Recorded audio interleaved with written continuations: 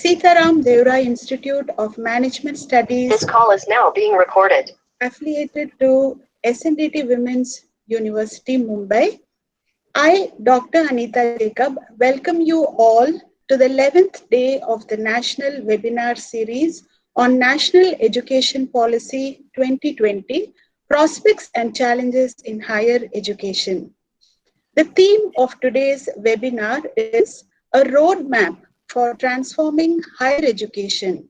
This is organized by the Department of Commerce in association with Internal Quality Assurance Cell of our college. We are honored to have the presence of our distinguished members of Marwadi Sammelan here with us in this webinar. Their constant guidance and continual support has always been a great source of encouragement to the institution. We welcome the President of Marwadi Sammelan, Advocate Shri Sushil Vyasji, Honorable Secretary of Marwadi Sammelan, Shri Suresh Devraji, Trustee of Marwadi Sammelan and Convener of B.M. Ruya Girls College, Shri Shrikant Dalmiaji, Convener of Sitaram Devrai Institute of Management Studies, Shri Vijay Singalji, and other respected members present here in our midst this morning. This morning, we take pride at mentioning that our President of Marwadi Sammelan, Advocate Shri Sushil Vyasji, has been unanimously elected as the National President of AIMO for the next 2-year term, which was shared across in the virtual meeting of AIMO NGC today. So congratulations, sir, from the Principal, Dr. Santosh Kaul ma'am, all the teaching and non-teaching staff and students, alumni of B.M. Ruya Girls College and Sitaram Devrai Institute of Management Studies. Congratulations once again. Thank you so much. We are honored to have the presence of our eminent speakers and resource person for today's webinar, respected Dr. M.U. Kharat, Professor and Head Computer Engineering Department, MET's Institute of Engineering, Nashik, Maharashtra, and Dr. Vijay Joshi, Chief Consultant, RUSA, Government of Maharashtra. We welcome our esteemed dignitaries and look forward to hearing from them. We extend our warm welcome to respected principals, professors, coordinators, faculty members, researchers, students, and all our virtual national and international participants who have joined us via Google Meet and YouTube Live from different colleges and universities. We take this moment to also welcome the teaching, non-teaching staff, students, alumni of our college. We welcome the head of our institution, Dr. Santosh Kaul Kak Madam, whose vision and insight have been an impetus to us being proactive in conducting these national webinar series. We affirm her leadership and motivation in shaping the values and ideals of our institution in these trying times. And now, as per the college tradition, we will make an auspicious beginning of this webinar with a college prayer.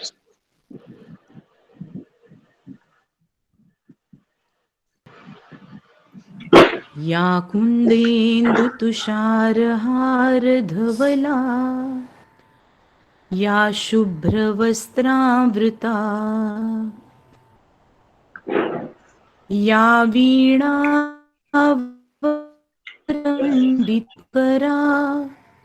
या श्वेतपद्मासना या ब्रह्माच्युतशङ्कर प्रभृतिभिर्देवैः सदा वन्दिता सा मां पातु सरस्वती भगवती निःशेषजाड्यापहा गुरुर्ब्रह्मा गुरुर्विष्णु गुरुर्देवो महेश्वरा गुरुः साक्षात् परब्रह्म तस्मै श्री गुरवे नमः। तू ही राम है तू रहीम है तू करीम कृष्ण खुदा हुआ तू ही वाहे गुरु तू ही शमसी, हर नाम में तू समा रहा। सर्वे भवन्तु सुखिनः, सर्वे सन्तु निरामया, सर्वे भद्राणि पश्यन्तु, मा कश्चित् दुःखभाग् भवेत्। असतो मा सद्गमय, तमसो मा ज्योतिर्गमय, मृत्योर्मामृतङ्गमय। ॐ शान्तिः शान्तिः शान्तिः।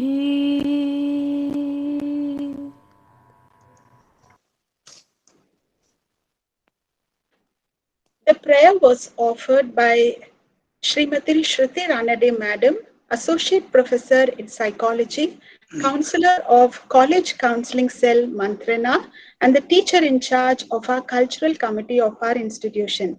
Thank you, Madam. Our college is affiliated with SNDT Women's University, Mumbai. I now request all of us to arise as we play the song of our university.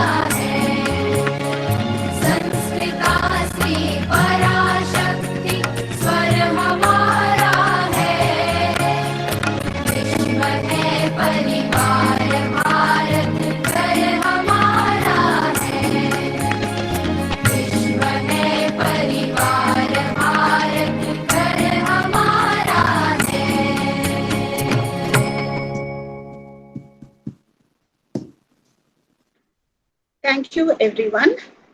Here are a few instructions we would like to share with you for the smooth conduct of today's webinar. Requesting all participants to be on mute unless required and kindly avoid switching on your videos. We would like you to post your questions from today's session on the chat box of Google Meet or YouTube comment session. Please do mention the name of the resource person to whom you are addressing the question. Feedback link will be available for your access towards the end of the webinar. You will find it posted in the chat box of both Google Meet and YouTube. The theme for today's webinar is National Education Policy 2020, Prospects and Challenges in Higher Education, a Roadmap for Transforming Higher Education. The National Education Policy 2020 envisages far-reaching transformation for our existing education system. It is genuinely a significant stride towards making our education system meaningful, assimilative, and skill-centric. As educators, we all look forward with an open and optimistic mindset to accept these much desired changes in our education system. We are hopeful that implementing this highly anticipated policy will establish a new world of learning for our coming generations. In a country like ours, a single umbrella body was always required to have uniformity in educational standards. However, multiple independent governing bodies led to many standardization issues across institutions. And along with that, any improvement plan to be implemented in this higher education domain took years. If the proposed plan is implemented, uniformity and coordination for all institutions in India will be much easier. The second vertical of HECI will be an accrediting body called the National Accreditation Council, NAC. Accreditation of institutions will be based primarily on basic norms, public self-disclosure, good governance, and outcome. It will be carried out by an independent ecosystem of accrediting institutions supervised and overseen by NAC. The policy has come at the right time and the objective is very noble. But there lies a world of difference between laying down a policy on paper and following it in spirit. The mission is aspirational, but the implementation roadmap will decide if this genuinely will foster an all-inclusive education that makes learners industry and future ready. To deliberate on these issues and bring more clarity and insight to the policy, we have two eminent speakers who will present their views in today's webinar. As we proceed with our session, I would like to invite Dr. Nurusia Kazi, IQAC coordinator and head of the Department of Commerce of our college, to introduce our distinguished resource person, respected Dr. Kharat, Professor and Head of Computer Engineering Department, MET Institute of Engineering, Nashik, Maharashtra. He'll be our resource person for the first session of today's webinar. Over to you, Nurusia ma'am. Yeah, good morning, everyone, and a warm welcome to all. It's my privilege to introduce today's eminent resource person, Professor Dr. M.U. Kharat, sir, Professor and Head, Computer Engineering Department, MET's Institute of Engineering, Bhujbal Knowledge City, Nashik, Maharashtra. Sir has over 20 years teaching experience and 2 years industry experience. Sir has a vast experience in research. He has successfully guided 7 PhD and 35 ME and MTech students. Sir has published numerous research papers, 12 at national and more than 80 papers at international level in countries like US, Germany, Canada, China, Singapore, and many more. Sir has also presented at international conference in Japan. Sir has published books on relevant subjects by reputed international publishers. Dr. Kharat, sir, has patent publication to his credit on optimal resource management strategies, a virtual machine migration perspective in 2018. Sir is presently working on 3 industry and government consultancy projects. Sir has received award from institutions of engineers. He has received more than 10 lakhs grant for research activities and actively interacted with professional institutions like CSI, IEEE, IE, and many more. Sir has many notable accomplishments. He has successfully completed the process of NBA of UG and PG programs. He represented Sant Garge Baba Amravati University at Anti-Ragging Raghavan Commission in 1997-98. Sir is the nodal center in charge for Amrita Virtual Labs, Amrita University, Kerala since 2012 under the National Mission on Education through Information and Communication Technology, a flagship initiative of the MHRD project. Sir has received recognition from Computer Society of India, Regional Students Coordinator, Region 6, Maharashtra and Goa in 2016-17 and 2018-19. Dr. Kharat sir has been member Board of Studies and Faculty of Engineering, Savitribai Phule, Pune University in 2014 to 2015. Sir is a member Board of Studies of IT in Government College of Engineering, Kharat, Maharashtra, Savitribai Phule University, Kavitri Bainabi Chaudhary, NMU Jalgaon since 2015-16. Sir has also designed and conducted workshops, faculty development programs, short-term training programs in Maharashtra, Madhya Pradesh, and Andhra Pradesh. We are indeed very fortunate to have such an eminent resource person to guide us. Sir, we welcome you to share your insights with the participants. Thank you, Welcome madam. you, sir. Welcome Thank you. you. Thank you. Thank you very much. Okay.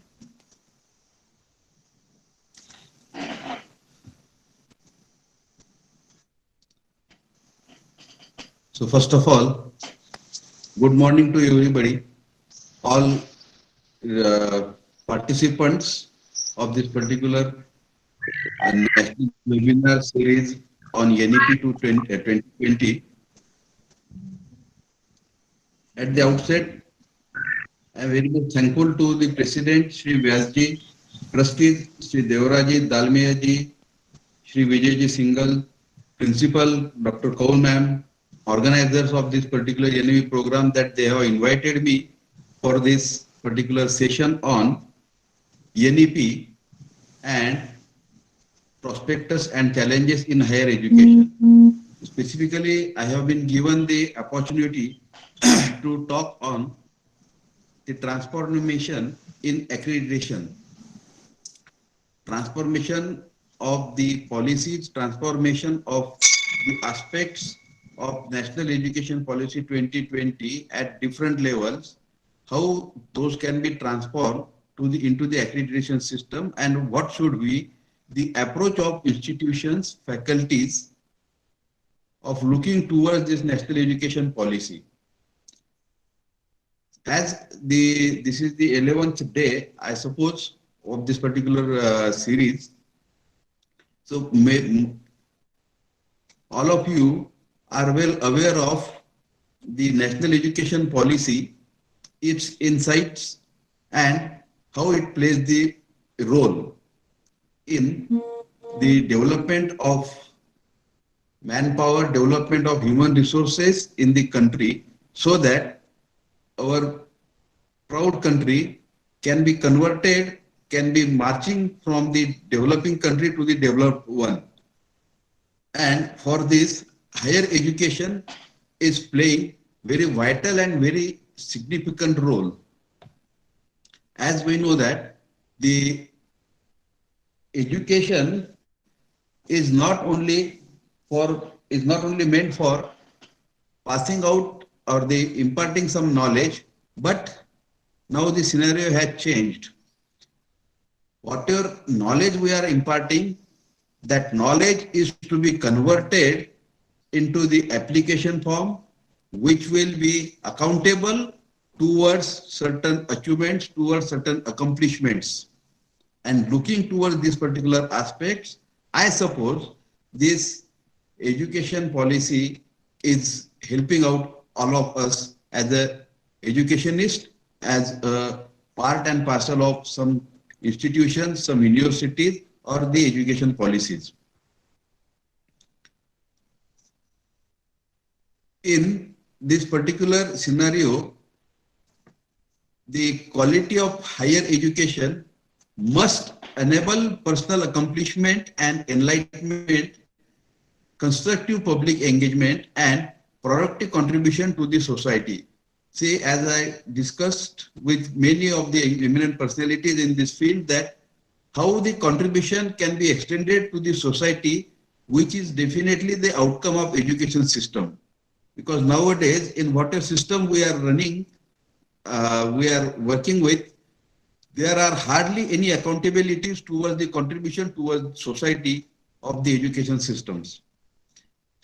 Fortunately, looking towards this aspect, this new NEP has certain aspects involved in it, which are having certain accountabilities, which are having certain aspects towards the contribution and productive contributions to the society, which is expected by the NEP from universities, from institutions. And it must prepare the students for the meaningful and satisfying lives and work roles and enable economic independence. So ultimately, when we talk about the outcome and the contribution to the society, it should be supported with the economic independence for an individual. Then only with this economic independence, we can say that we can think of that we are getting developed one, and we will be competing with the already developed countries all over the world. For the purpose of developing holistic individuals, it is essential that an identified set of skills and values will be incorporated at each stage of learning from preschool to the higher education. And this specific care is taken in this NEP. This National Education Policy is taking care of the development, skill development, ethical values, holistic approach for every individual as a part and parcel of the system, and it is being planned from the preschooling to the higher education.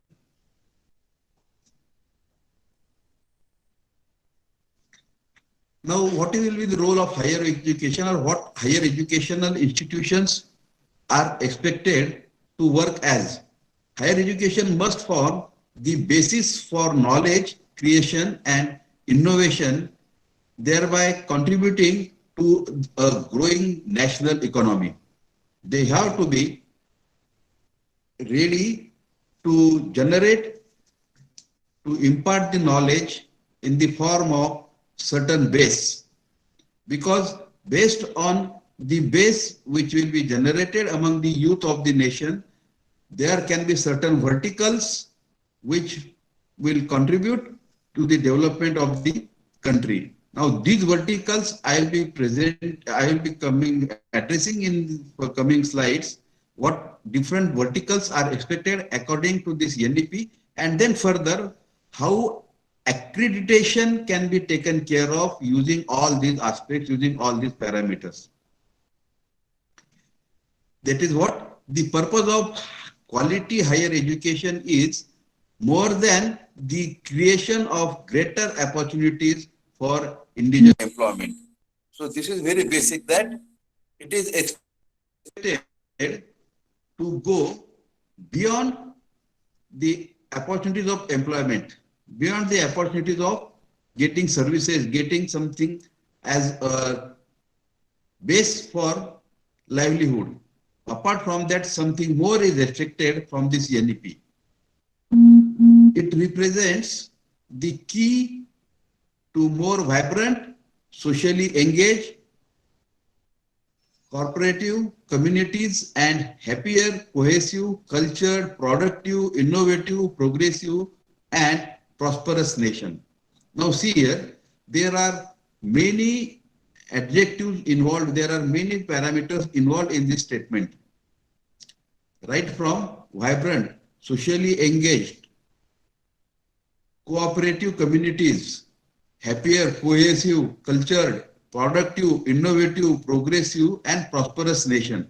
Now, as per the accreditation policies, each one of these aspects is expected to be accountable, and it is expected that assessment on these particular aspects can be there in the upcoming accreditation systems. This is what we can predict. These are not the ultimate available as on date, but we can predict that there can be accountabilities on these aspects when we talk about the accreditation system for our higher educational institutions.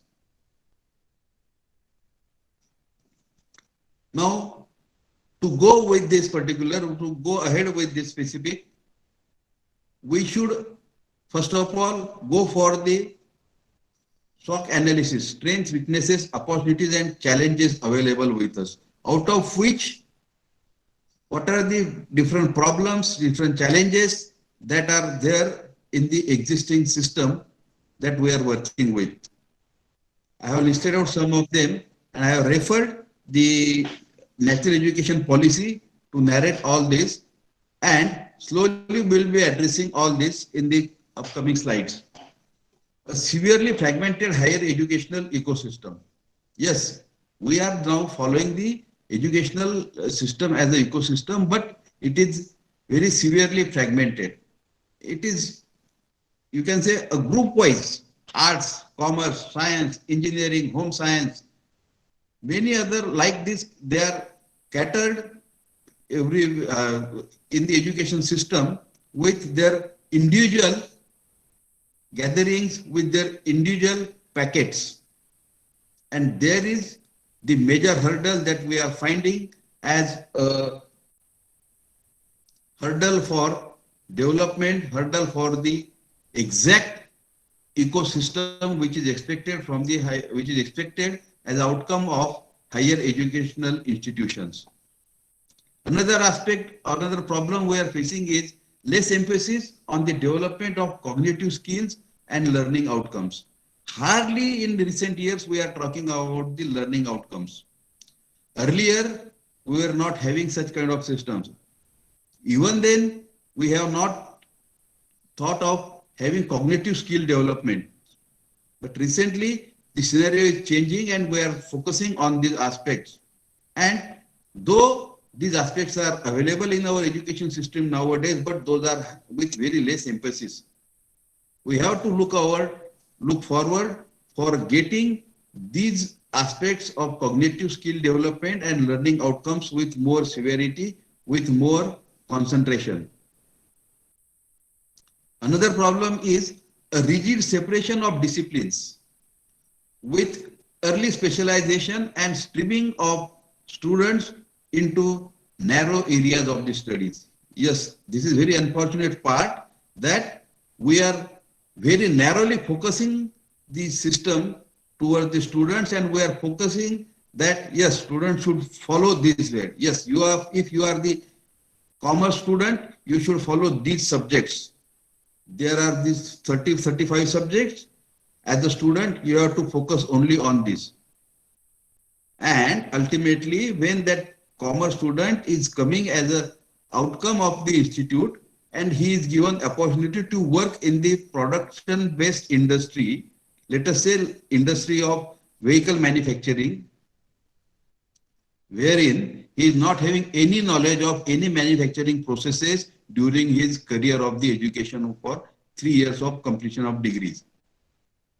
And he has to work, he has to contribute with the measurable outcome in the production industry. So these are the certain gaps. Such kind of gaps are to be addressed and are to be streamlined for having these rigid separation of the disciplines removed from our systems. Yes, sir. Yes. Now this rigidity of the various disciplines is to be removed from the system, and that is the responsibility of we all as a faculty, as an institute, as a university, to take care of this removal of rigidity with the separation of the disciplines. Then there comes the limited access, particularly in the socio-economically disadvantaged areas with few higher educational institutions that teach in local languages. So this is another hurdle. This hurdle is depending on the locality, community and their requirements. But though at the time of going with such approach was the need of that specific locality of that particular area. But nowadays that is becoming hurdle. So limited access particularly is to be made a wider one, and that wide availability, that wide accessibility will help out in marching towards with the positive direction in the socio-economically areas wherein we are lagging as on date. Then limited teacher and institutional autonomy. This is one of the important aspects that every institution must be developed in such a way that their teachers, their faculties, and the departments and the institute as a whole, they should adopt the autonomy. Now, at this moment, this autonomy is only for mentioned as a academic autonomy. So when we talk about the institutional academic autonomy, our teachers should be that strong enough that they should be having that type of expertise in that particular specific domain, in that specific subject, and then only we can talk about the autonomy. Now, with this particular, there are very limited teachers available in every institution. Now, that limitation on the number of teachers is a major concern, and it is one of the problems in the higher educational institutions. Madam, next please. Then, inadequate mechanisms for the merit-based career management and progression of faculty and institutional leaders. Yes, this is another aspect which is having some relation with the managerial economy, which is having certain relations with the freedom to the faculties, freedom to the institutional leaders to work with. Freedom to the institutional leaders is not only the freedom related to the development of the institute, but that freedom is the number of authorities, number of agencies with which the institutional leaders are supposed to deal. Nowadays, we are having certain regulatory authorities from different corners, from different aspects, from the different state government, national government, and we are getting our time wasted, rather not invested in doing those activities.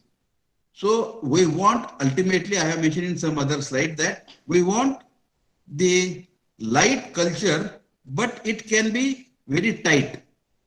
I'll be emphasizing on that. There is some another aspect that lesser emphasis on the research at most universities and colleges and lack of competitive peer-reviewed research funding across disciplines.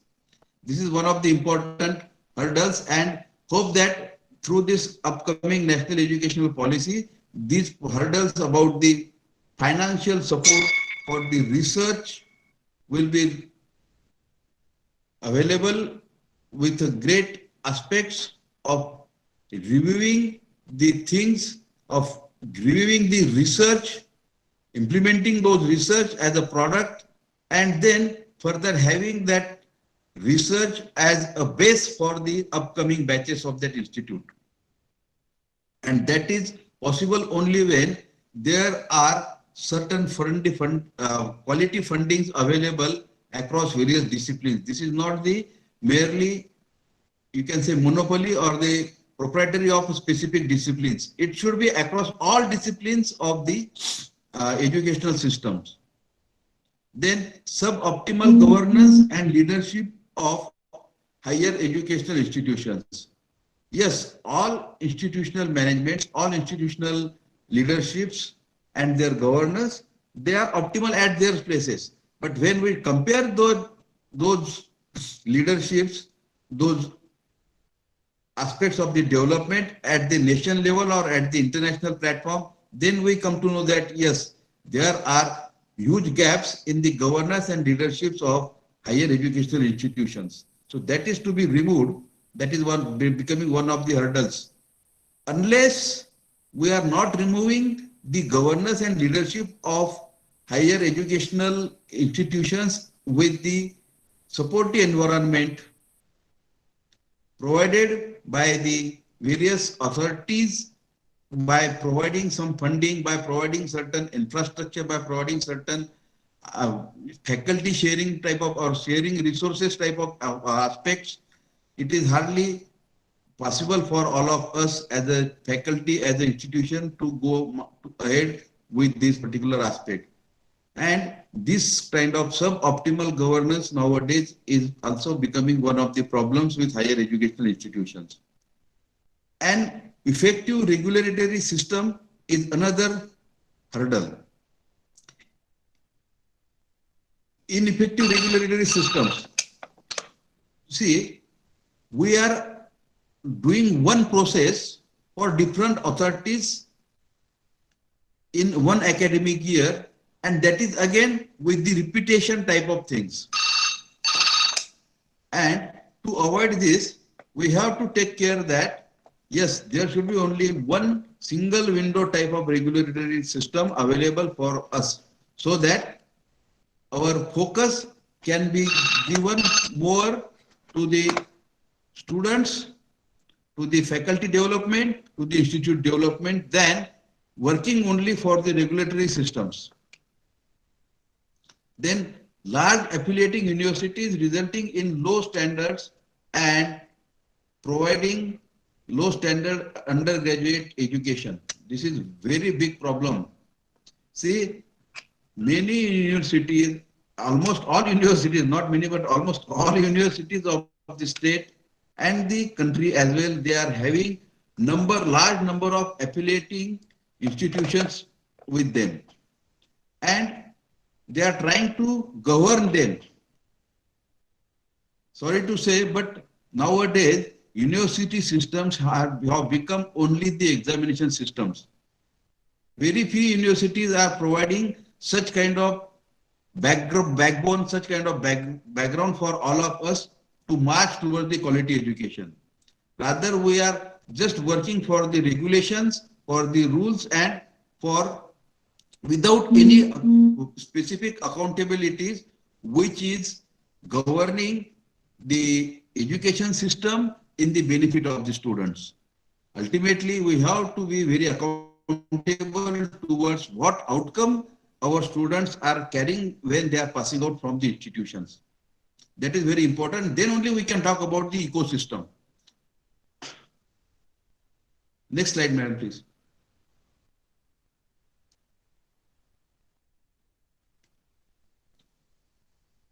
Now, this is up to this particular background we have discussed.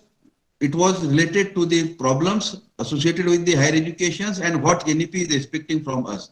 Now, based on these NEP expectations and these, to understand the national education policy briefly towards the accreditation, this particular aspect is included in this presentation because whatever accreditation systems today we are following, those are with certain criteria based, and hardly with these particular aspects of the NEP, there will be such existence of this today's system availability. Because see, everything is going to change over the span of upcoming 15 to 20 years, and we have to take care of that.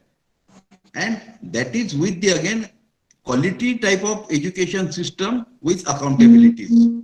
Now, these two aspects, quality and accountability, will be there as a part of accreditation systems that I suppose, that I predict. Now, moving towards the higher educational system consisting of large multidisciplinary universities and colleges with at least one in or near every district. It means that, see, we are expecting, what NEP is expecting, that there should be certain multidisciplinary universities, multidisciplinary colleges available in the entire state, entire nation, at least one in every district, so that proper platform can be provided to the students who will be learning the multidisciplinary aspects of the educational system, and they will be ready to work with the multidisciplinary outcome-based systems. Just I have quoted the example of, suppose, yes, BCom student has to work with the manufacturing industry. What platform, what interface is to be given to him during his educational career. of 3 years. That our education system, our syllabus structure need to take care of this. Likewise, we are supposed to adopt high-level multidisciplinary systems in our universities, in our colleges. Then moving towards more multidisciplinary undergraduate education, moving towards faculty and institutional autonomy. See, if I am a professor of computer engineering and during my teaching learning processes, while designing the syllabus, if I come to know that the financial aspects of computational facilities is playing major role when we deploy any of the projects. So those financial aspects related things I must teach to my students. So I should be in a position to adopt such a system which will be having certain finance related aspects in the computational system, wherein I am giving the education to the students through this platform. So likewise, such kind of autonomy must be there available with the faculty and institutions. And that autonomy is to be further accredited, is to be further assessed for its accreditation through accountabilities. Then revamping, and it is possible only when we adopt the revamping of the curriculum, pedagogy, assessment methodologies, and student support for enhanced students' experiences. How we can give more kind of experiences to the students through such kind of systems. That is possible only when we revamp it as proper. We evaluate it in a very proper way, based on not only theoretical practical knowledge, but along with that, what field experience we are giving to the students. Based on that also, the individual autonomy can be strengthened. And then we can talk about the quality of that enhanced system, and then further we can think of its accreditation. Then reaffirming the integrity of faculty and institutional leadership positions through merit appointments and career progression based on teaching, research, and service. See, nowadays, at the most, we are inviting the industry personalities, industry experts for passing out some inputs to the students as a resource person for some program. But can we think of that if suppose some industry person is coming to our institute and passing out some good knowledge as a one course, as a one subject to the students in the entire span of, let us say, 3 years degree course or 4 years degree course, which is very much needed to those students. And this is beyond the curriculum. Can we think of such kind of system available today? It is hardly, there are few initiatives on this particular line available in very few institutions. But if this is becoming a system for all institutions, then only we can talk about the development of the country, development of the system, development of the individual student with its outcome. Please, madam, next slide. The establishment of National Research Foundation to fund outstanding peer-reviewed research and to actively seed research in the universities and colleges. Now, here comes the financial aspects needed, rather I must say that very much needed for the academic institutions, for the universities. What sort of fundings are available to the research, maybe in the form of research funding, project funding, or even seed amount of seed money. Nowadays, our NEP system has adopted such kind of criteria, that is, what is the seed money amount available to the faculties in the institutions for research work. So slowly we are changing and we are coming out of our traditional systems and marching towards the NEP. So NEP is not something else that is coming newly and being, you can say, imparted upon all of us. It's not like that. It is the continuous progression in the existing system, but now that continuous progression is there with certain assessment, with certain accountabilities, with certain outcomes. Then governance of higher educational institutions by highly qualified independent boards having academic and administrative autonomy. So as per the autonomous systems, beyond the academic autonomy, there must be certain administrative autonomy as well available with the universities and with the institutions, so that they can take their own decisions in the benefit of the students, in the benefit of the faculty, in the benefit of institute, and proceed further with a quality. Yes, we want light but tight regulation by a single regulatory or higher education system. Only single window system we want. That can be very tight, but it should be light. It should not be the burden upon the institution. See, I am also working with certain various regulatory bodies. I am particularly observing very high level repetition of the information being asked by number of authorities for number of times, and that too for the available data with them. So what exactly the faculties and the institutions are doing? If we go with the reverse engineering approach, nowadays, instead of becoming a professor with a good quality teaching aspect, he or she is becoming a professor with how he or she is dealing with the administrative authorities, with the regulatory authorities. So this is not expected. Of course, this is must part. This part is must there with the institution as a binding. Otherwise, institution will go here and there. But this binding should be there with certain lightweight type of things and not having such much type of consumption of the time in that particular type of work. Then only the person who is a professor, see, normally many of participants are professor or principals over there. Interaction with such kind of regulatory authorities or the responsibilities of complying with those authorities is given to the professors. Whereas it is expected that the professor should get involved in the development of certain projects, in certain research work, in certain patenting things, patenting of certain research, so that will contribute to the students, to the faculty, to the institute, to the state and to the nation.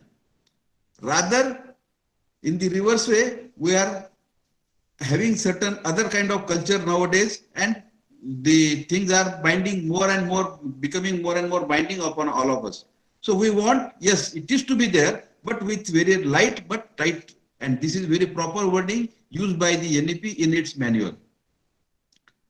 Increase access, quality and inclusion through the range of measures, including greater opportunities for outstanding public education, scholarships by private philanthropic universities for disadvantages and underprivileged students.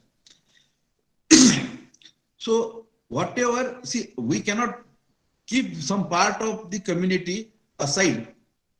When we want our country to be developed one, we have to take those part, those underprivileged, those disadvantaged communities, those disadvantaged factors of the society with us for their development. Then only we can think of that, yes, this national education policy will be having certain good output, good outcome in 2035, 2040.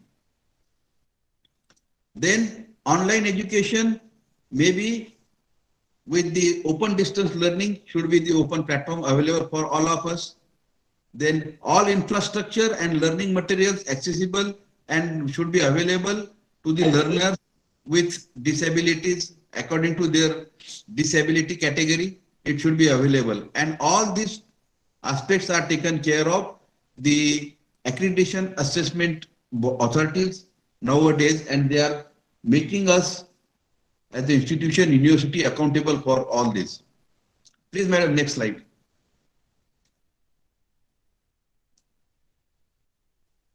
Now, with these particular aspects of what NEP is, what are the hurdles, what are the different parameters that we are supposed to address when we go for the accreditation, when we go for the quality education. Now, we can talk about the exact focus of this today's class, today's session, that accreditation. With the appropriate accreditation, autonomous degree training colleges could evolve into the research intensive or training intensive universities. We have to be there with the research intensive or the training intensive universities, training intensive colleges. Because whatever bases are being formed through this NEP over the period of 20 years, with the strong base, verticals available for the research avenues are to be incorporated by the universities, by the institutions, and based on that only we can talk further about their accreditation. Higher education institutions will have the autonomy and freedom to move gradually from one category to another category based on their plans, actions, and effectiveness. This is what the freedom being provided by the NEP for all of us in this coming system. We can, but of course, it is after autonomy, after achieving the autonomy for our systems. We can march towards the goals of NEP and based on our plans, action, and we can go after their plan and actions for assessment of the effectiveness of our system. The most salient maker of these categories of the institutions will be the quality focus of their goals and works. This particular last statement, this indicates that how are we marching towards the quality education, which will be the further part of accreditation systems that may be further implemented by the government for all of us as an institution and as a university. Madam, please, for next slide.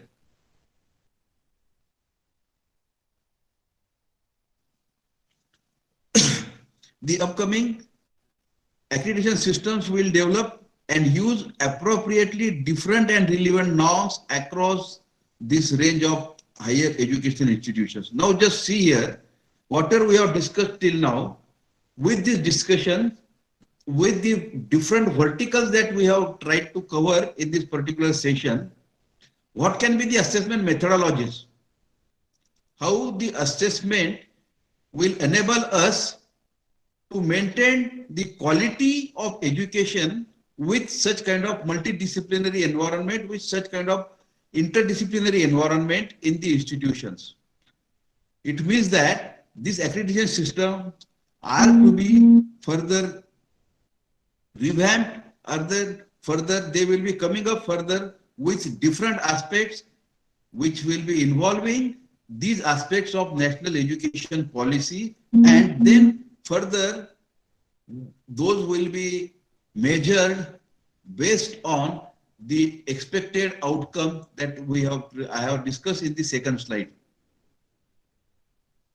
The expectations of high quality education and of teaching learning across all higher educational institutions will be the same and flat but accountable. Yes, it is expected that all academic institutions should work as a flat system. Then only we can compare the outcome of one institution with the other institutions. And for that, it is expected that the higher educational institutions will be having some same and the flat structure, but it should be accountable. It should be measurable with certain accountability. In addition to the teaching and research, higher education,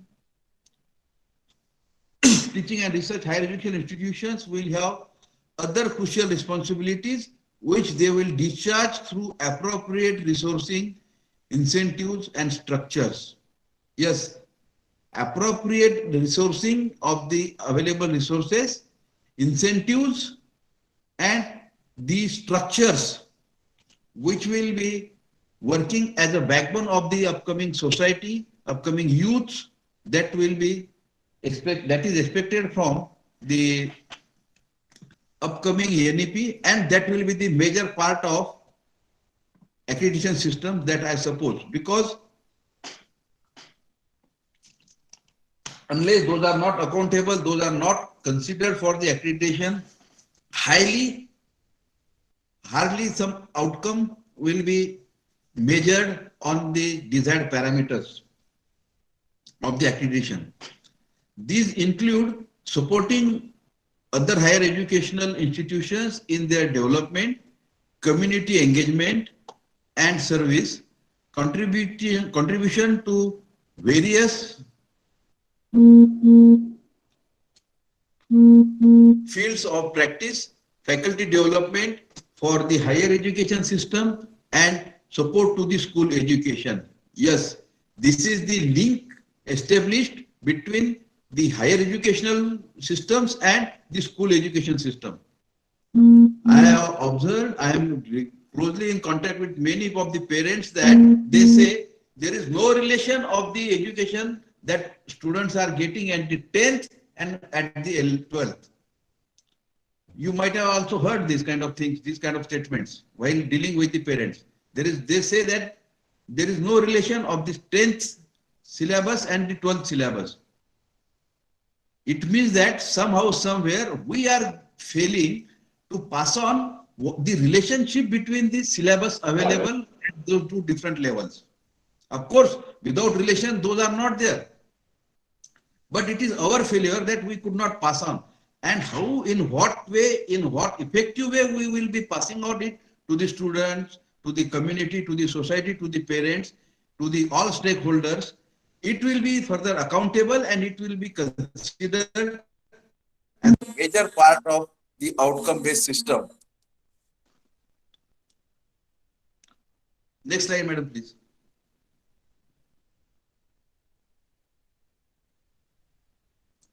Now, by 2040, all higher educational institutions shall aim to become multidisciplinary institutions.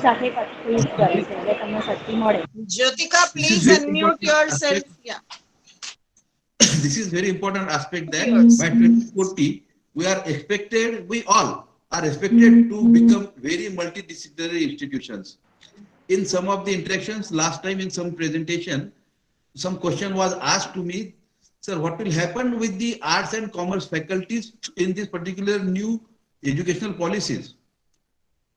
So I very proudly tell that where have you found that these new educational policy and its systems are not having any kind of contribution expectation from arts and commerce. Rather, arts and commerce, these kind of education, science, even engineering nowadays, these will become a base for higher education. All these aspects will become a base of higher education. Let us consider the arts faculties, which will be further taken to the liberal arts, and liberal arts will be taken further to technology available in the development of the liberal arts. So this kind of linkages are to be taken care of by all of us as the educational system.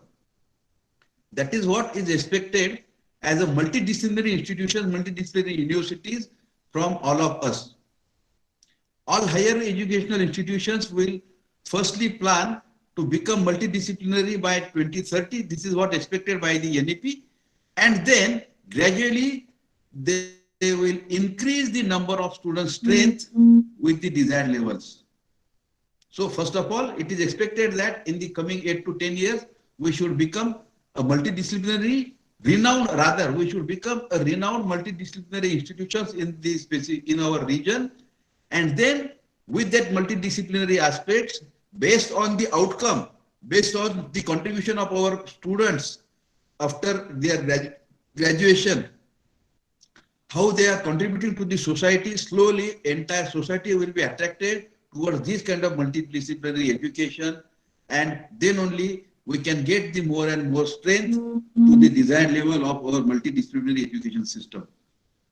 More higher education institutions shall be established to develop in underserved regions to ensure full access, quality, and in its inclusion. See, more higher education institutions are expected to reach to the remote part of the country, remote part of those regions as well. And fortunately, many universities, authorities like RUSA, authorities like higher education, they have taken interest and they have started establishing the model colleges. Those are working in the remote part of the specific region. And now it is expected that such kind of institutions should become multidisciplinary institutions with their accountabilities, and then further attract more number of students in that particular discipline, in that particular area, so that with that multidisciplinary aspects, some measurable outcome can be there, which will be the part of our accreditation system. There shall by 2030 be at least one large multidisciplinary institute or university in every state, every district.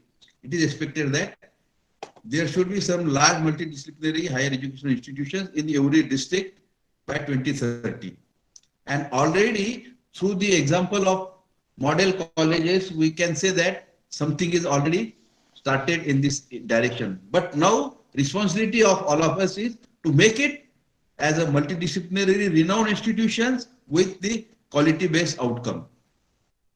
Again, this is what expected from the NEP, that from 26.3%, how to reach to 50% minimum 50% by 2035, which in the upcoming 13 to 14 years, we have to march in this direction so that our exact outcome of the enrollment ratio of higher education with the vocational education will reach to this 50%.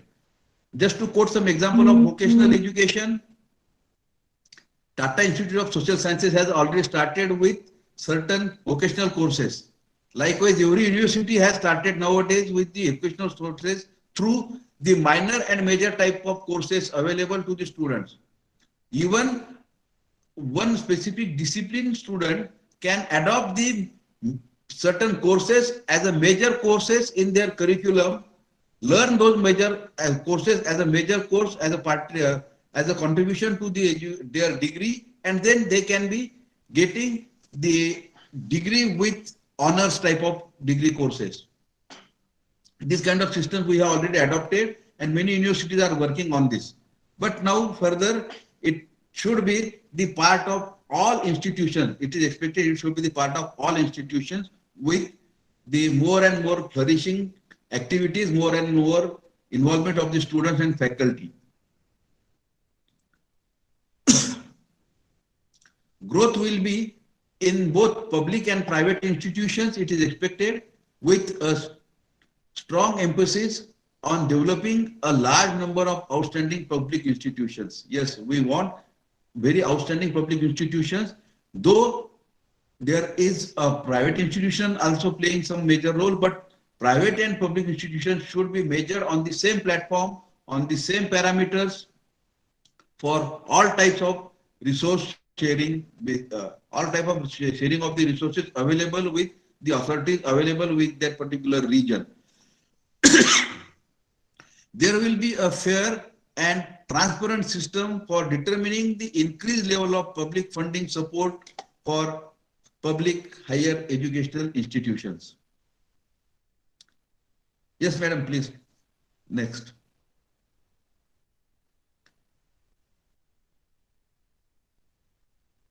Development of all public institutions will be based on transparent, pre-announced criteria from within the accreditation norms of the accreditation systems. See, there should be certain pre-announced criteria. Yes, nowadays also we are working with the pre-announced criteria as per the manuals of the accreditation authorities, accreditation bodies.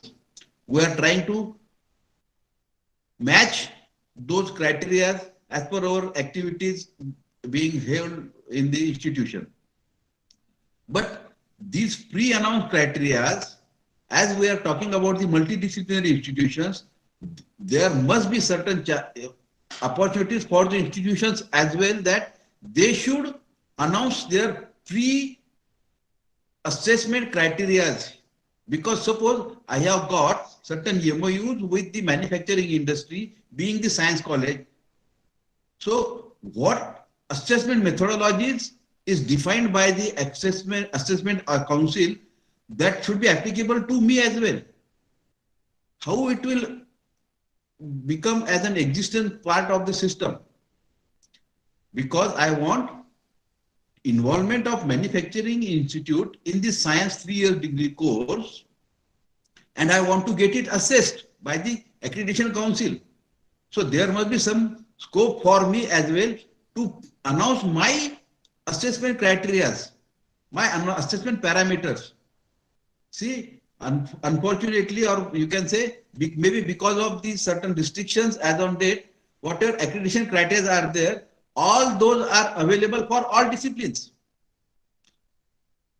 While interacting as a fortunate part of the RUSA software project, while interacting with various institutions, I am facing this problem. Some institutions are engineering institutions, some institutions are medical institutions, some institutions are art, commerce, science institutions, some are architecture institutions. But all those institutions are being measured on the similar criteria, on the same criteria of the assessment. Rather, there should be certain scope for them to provide their inputs for the assessments as per their respective activities. Though ultimately as an educational system, we are having this as a binding for all of us as on date. But this is my personal opinion. There can be, this is my personal opinion, please note, there can be different pre-announcement criteria available to the institutions so that their assessment will be very fruitful for them and they can be measured with the certain parameters as the outcome. Their students' outcome will be measured on that particular basis. There should not be certain such kind of common things. Higher education institutions delivering the education of high quality as laid down in the National Policy 2020 will be insensitized in expanding the capacities of the institutions. So we are supposed to expand our capacities. See, on this particular aspect, there are many things that I wanted to discuss, but because of the time limits, I will try to skip out all this. One important slide, some important slide that I wanted to discuss in this presentation, I will focus on that. Madam, please proceed further. I think the next speaker, Joshi sir, has already joined. Yes, more holistic. Yes, madam. Hello.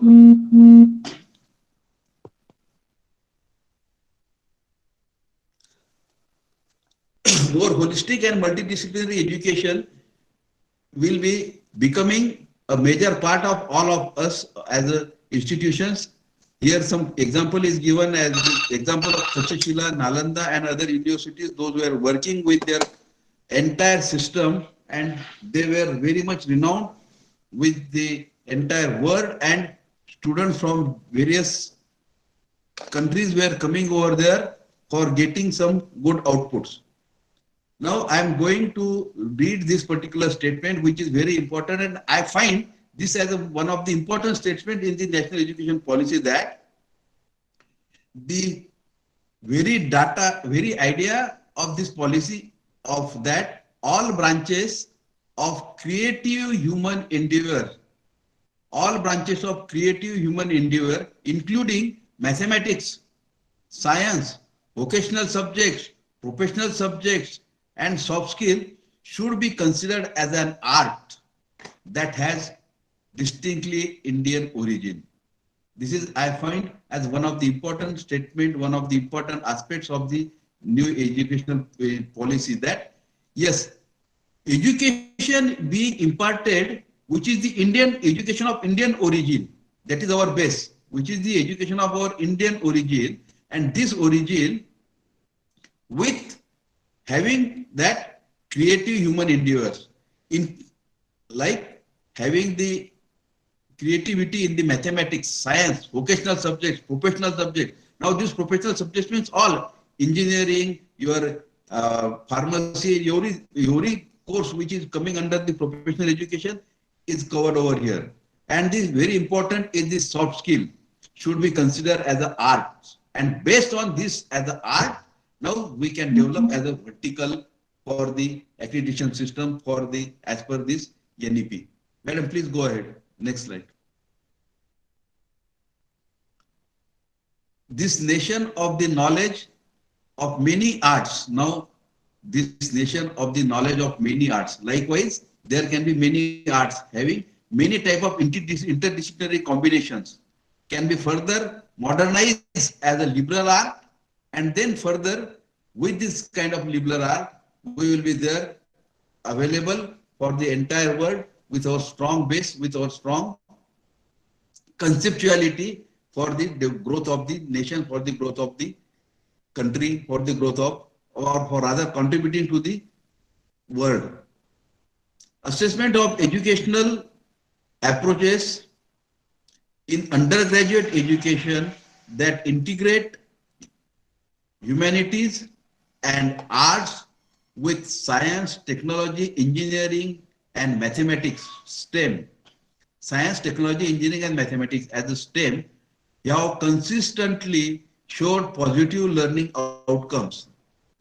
This is as per the existing system, including increased creativity and innovation, critical thinking and higher order of thinking capacities, problem solving abilities, teamwork, communication skill, more in-depth learning and mastery of curriculum across various fields, increases in social and moral awareness.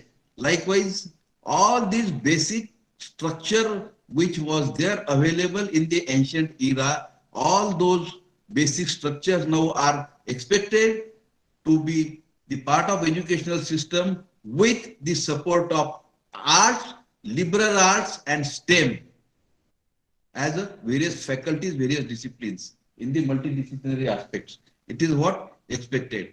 And based on this, now we are expecting further accreditation for NEP in the upcoming days. Next slide, madam. A holistic and multidisciplinary education would aim to develop all capacities of human being, intellectual, aesthetic, social, physical, emotional, and moral in an integrated manner. This is what expected. Such holistic, now see all these aspects, how those can be considered, how those will be available, and what will be the role of we as a faculty, institute, and universities towards the accreditation, that I will try to cover in the last slide. But I am taking all of you to such kind of, first of all, parameters.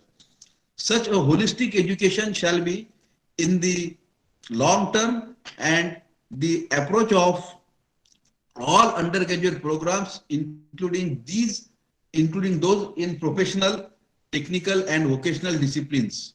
Now see, hardly we were considering vocational as a discipline. Now vocational has become an important discipline of our educational system. Research is also improved and enhanced through a holistic and multidisciplinary education approach.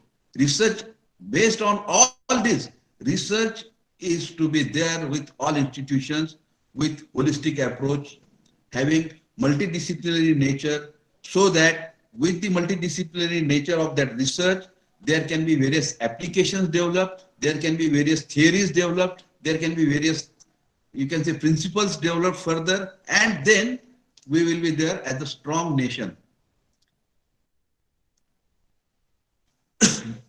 Madam, please skip this slide, because already we are running short of time. Next slide.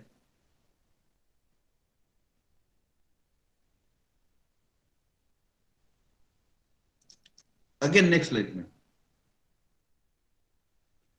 Yes.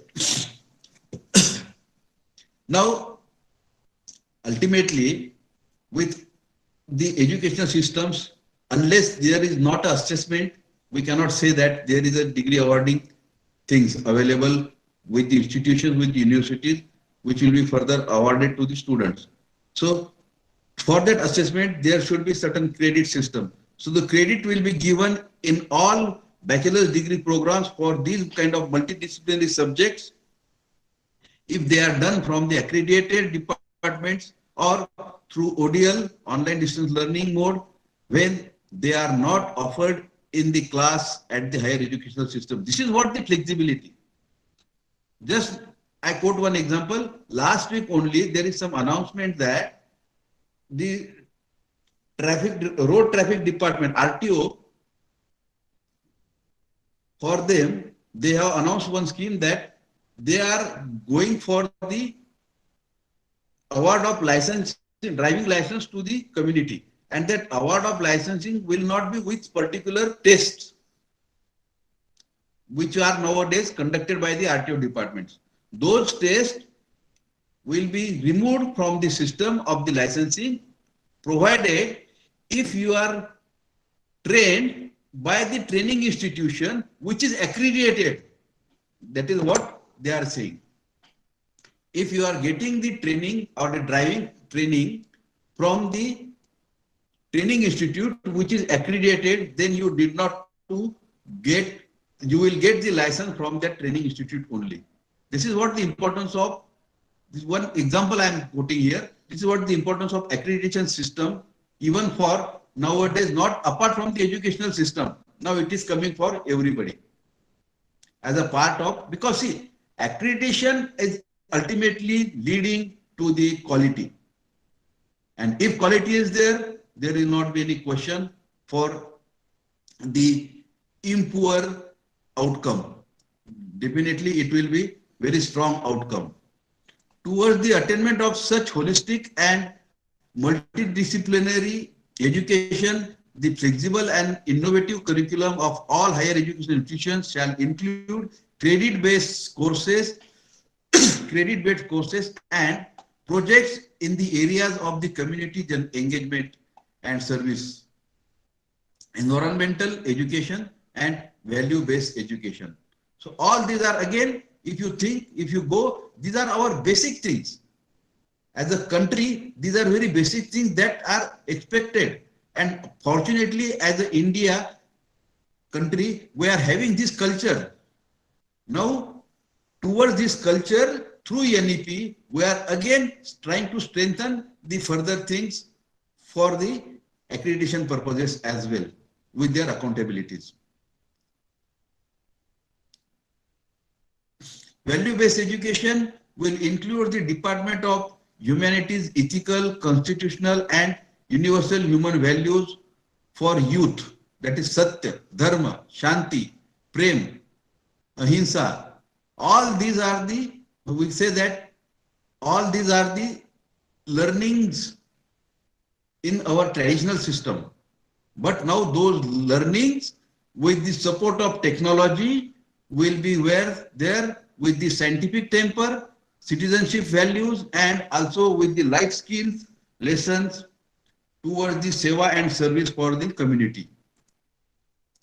As the world is becoming increasingly interconnected, global citizen education, a response to contemporary global challenges will be provided to empower learners to become aware of and understand global issues and to become active promoters for more peaceful, tolerant, inclusive, secure, and sustainable societies. This is what our ultimate goal is through this particular NEP and through the accreditation of the systems.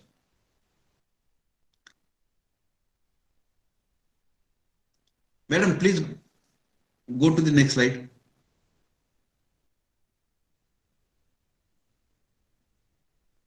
Now, this is what 3 years degree course, 4-year degree course and their structure. I will not go into the details. I hope that in the earlier 10 days, it must be passed on by some of the experts. Yes, ma'am.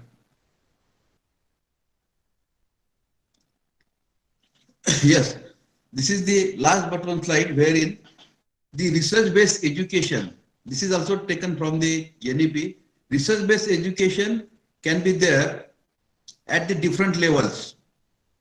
There may be 2 years program because ultimately every educational system needs to be there with certain time bindings, with certain time boundaries.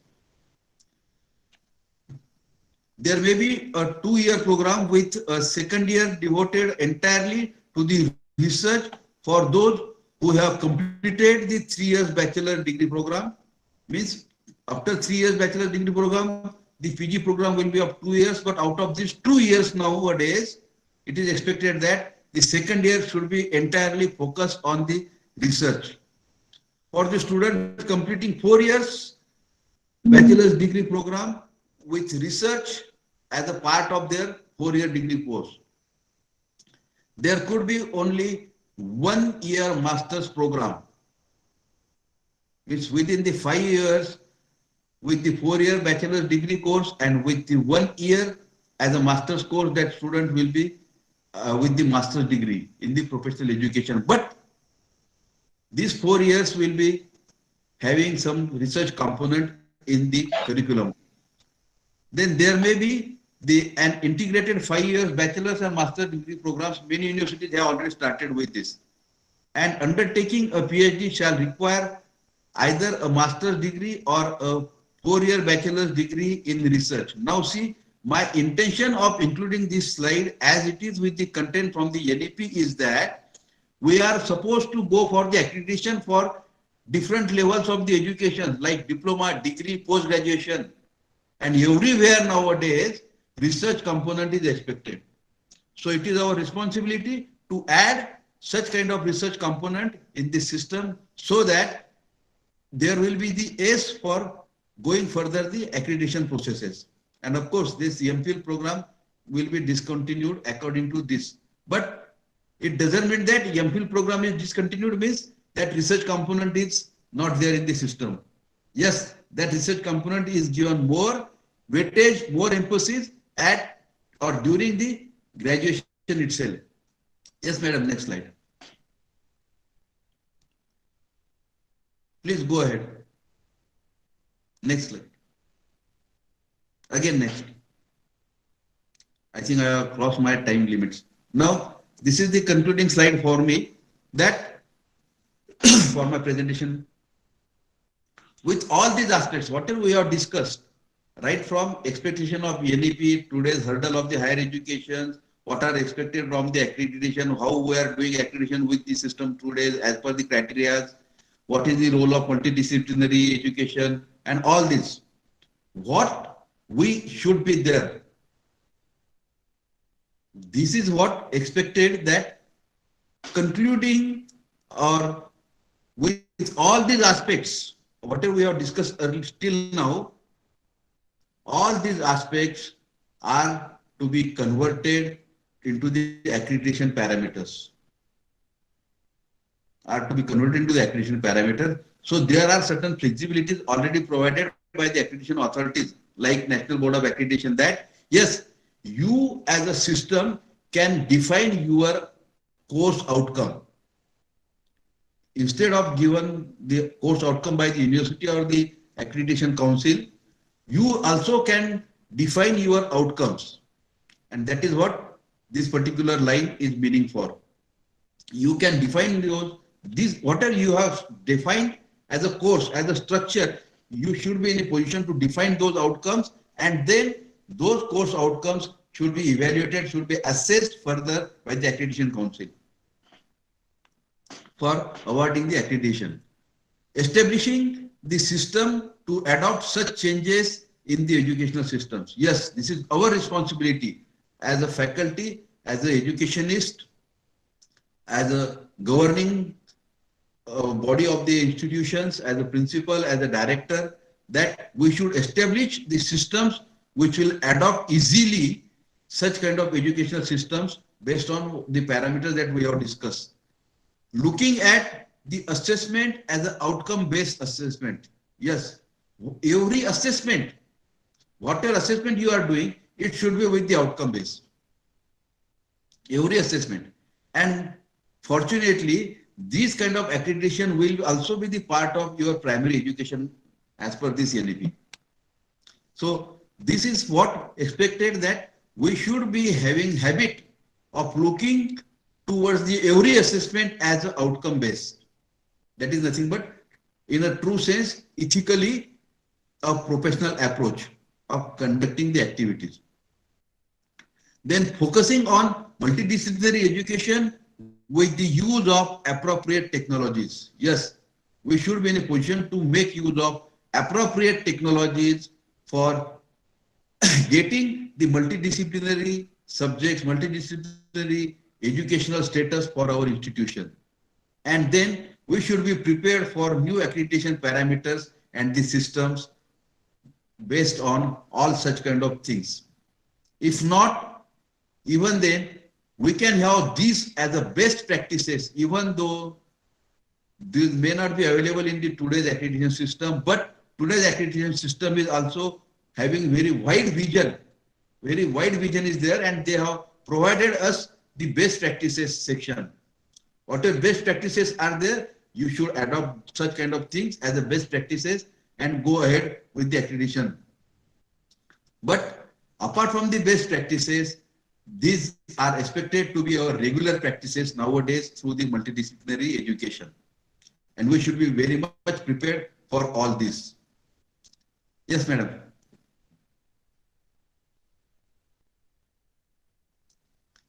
Thank you very much. Thanks to the organizing team, BM College, principal, president, trustees, and the organizing team. Thank you very much for giving me this opportunity. Any questions are there, please? Yeah, sir, sorry to interrupt you. We have a session only for question answer towards the end. Maybe we can pick up some queries during that session. Okay. If that's okay with you. If sir has any meetings or anything, we can take the questions. If he's going to wait, then that's fine. We will take at the end. However you wish, sir. Would you like to take up the questions now, or is it okay for you to take up? If sir permits, he is already there. Having very spending time with him. So if he permits, then only. Otherwise, I will continue with the question and answer session after Joshi sir's session. Okay, sir. So in that case, we can proceed ahead. Yes, please. Okay. So thank you, sir, for Thank you very much. Thank you, sir, for presenting your views on NEP 2020 and transformations in accreditation.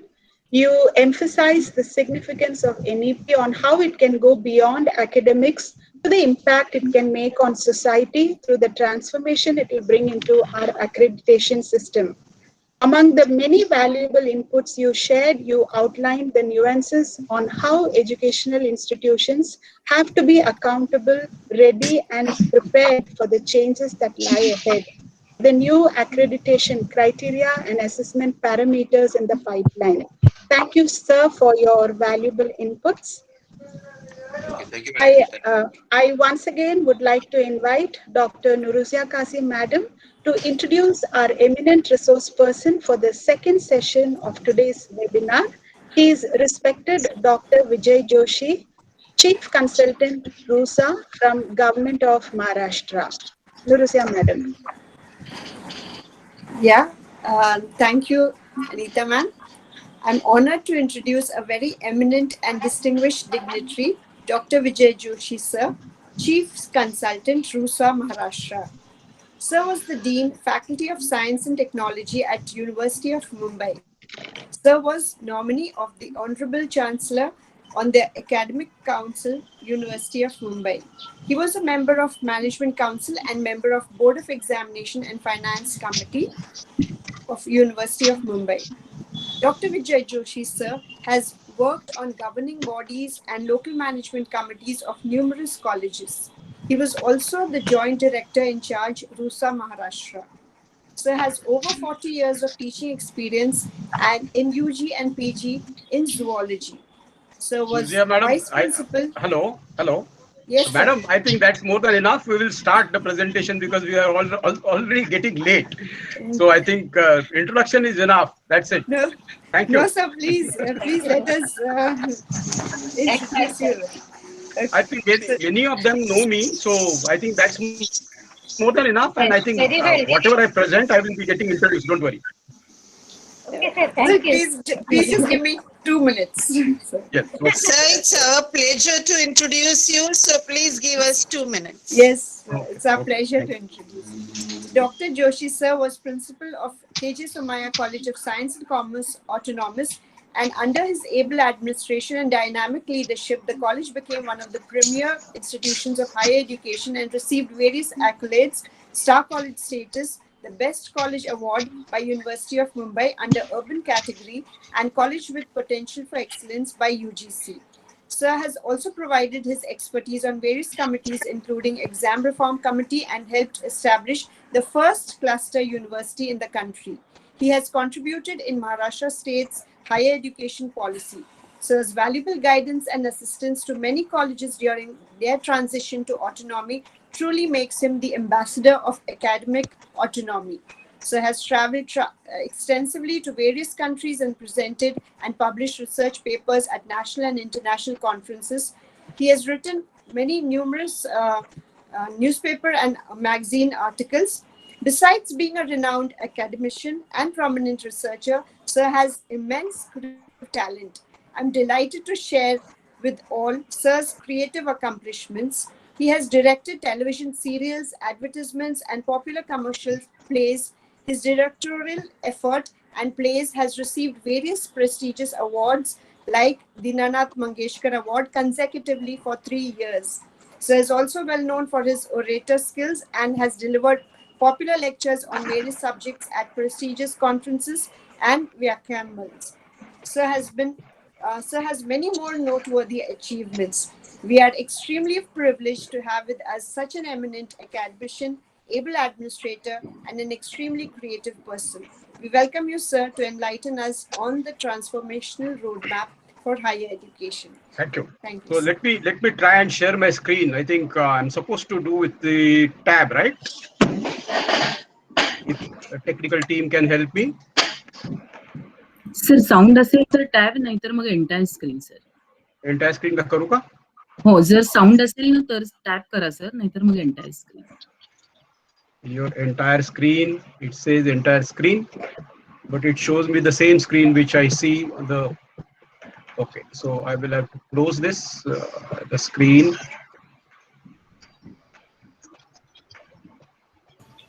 Joshi sir, when you click on the entire screen, you get a small window in the center. Please click on that and then click the button share. Okay, small window. I am not getting that small window here. Let me check. Present window. So click on entire screen. Okay. Now click on it. Yeah, I have clicked on entire screen. Now, so you get a window in the center. Right. So click on that. I share. The blue Yes. button will activate share. Yeah. Yes, sir. We can see your presentation coming on the screen. Yeah, that's it. Yes, sir. Thank you, sir. So, sir ते hide करून टाका, जर खाली जे पट्टी आहे ना sir, ती please hide were click करा सर, म्हणजे पूर्ण दिसेल. Thank you. so it was you can able to see my presentation? No, sir. We could see the Google Meet. No, not yet. So you may have to repeat the procedure. Yeah. So we can see the Google Meet. So now you can click on the presentation. On the whichever is presentation. there. Yes, sir. Yes, sir. Now we can see the PPT. You can run the slideshow. Yeah, now Sure, it's sure. visible. Now it's visible. Good. Yes, sir. Yeah, thank you. Thank you, sir. Now you can see my presentation. I hope I'm not seeing it in the next window, so I'm not sure whether you can able to see. So Yes, please, sir. Yes, sir. It's visible. no, sir. Sir, it was visible. Sir, no, don't stop, sir. Just minimize this. This should minimize this, okay? So we can see now. ठीक है. Okay. No problem. Sir. Yeah. Can you hear me and see my presentation? Sorry for that interruption. Yes, and thank you very much. 364 pages, distilled in 66 pages as a national education policy, and you have given me 45 minutes to deliver it. No wonder that sir has extended his presentation, because it is very difficult to condense and give some sense of what is happening exactly. So I am going to speak, I think, thanks to Kharat sir, my co-panelist, who has already laid a foundation for me. And I'm going to spend some time and give you my thoughts about, though I think it has now been there for quite some time. So every academician has seen this particular national education policy. And there was a lot of debate and discussion which went on around this national education policy. And I really feel it's a transformational roadmap, which is much required a roadmap for the developing nation like us, which is ushering itself into Industry 4.0. We are in a disruptive age where things are moving so fast and we are very slow. I think, as Mashtraikar sir always keeps on saying, that Indian higher education system doesn't require evolution, but it requires revolution. It is not just a leapfrogging, but a pole vaulting, that kind of a pace which is required. And this national education policy gives us that impetus in order to make that leap, make that pole vaulting. It has given us that. So how we take it, that becomes very important. So I'm going to start my presentation with these policy galore. It is not that this is a first policy. We have seen several policy, and a Kothari Commission is one of the prominent policy we have seen, which is written by J.P. Nayak, though it is called as Kothari Commission, the academician of Maharashtra. And it's a wonderful policy, but then all policies, they don't get translated into realities. And that's the reason why we have a lag, because our country is a diverse country, our needs are diverse, and education, unfortunately, is not in the forefront of our agenda. But this time, this particular policy, after 33 years, which has come, which has given us a guiding force, which has breaking the mold of a Macaulay, which we were trying to break for 70 odd years, and creating Babus. We wanted to have a very self-centered, Indianized, with a self-respect, the Indian higher education system, and that national education policy professes. And I think this policy, which is made not by Babus, it is made by academicians. I think if you see the team of policy makers, I think there are scientists and academicians. So I think we have lot of hopes with this policy. But policy is nothing but a document. It's a visioning statement. Now, thereafter, you have to there will be tasking of each policy. There are 117 interventions in this policy, especially only in higher education, of around 28 odd pages, which is devoted to higher education. We need to have an implementation strategy in place. We need to have a roadmap. We need to have a resources in order to implement this. And so in my presentation, I will not talk much about the policy, but I will be talking about some of the course, the colleges, institutions like us, which are standing very tall, should take up as a precursor when this policy unveils and it becomes a reality uh, uh, and get translated into the actual reality in the time horizon of 30 odd years. Now, the dominant philosophy, you must have heard Dr. Kharat saying this, that the dominant philosophy of this particular NEP, it is integrated. It is not a piecemeal kind of a work.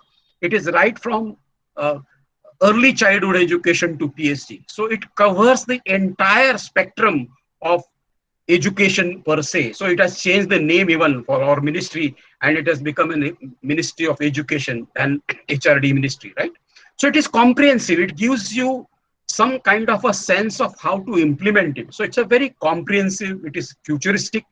And as I mentioned earlier, it is India-centric. The self-reliance of India, the self-pride of the India, it wants to reinstate that self-pride which was broken by our earlier rulers. So I think it's an India-centric policy. And what is the core at the policy? Core at the policy is flexibility to the students. The students, they are at the core of the policy. It gives a maximum flexibility to the student.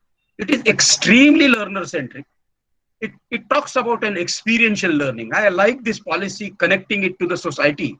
No, you cannot just keep on sitting into the silos and sitting into the ivory towers and keep on teaching and learning for 4 years, 5 years, 3 years, depending on what course you do. But there has to be a context to it, right?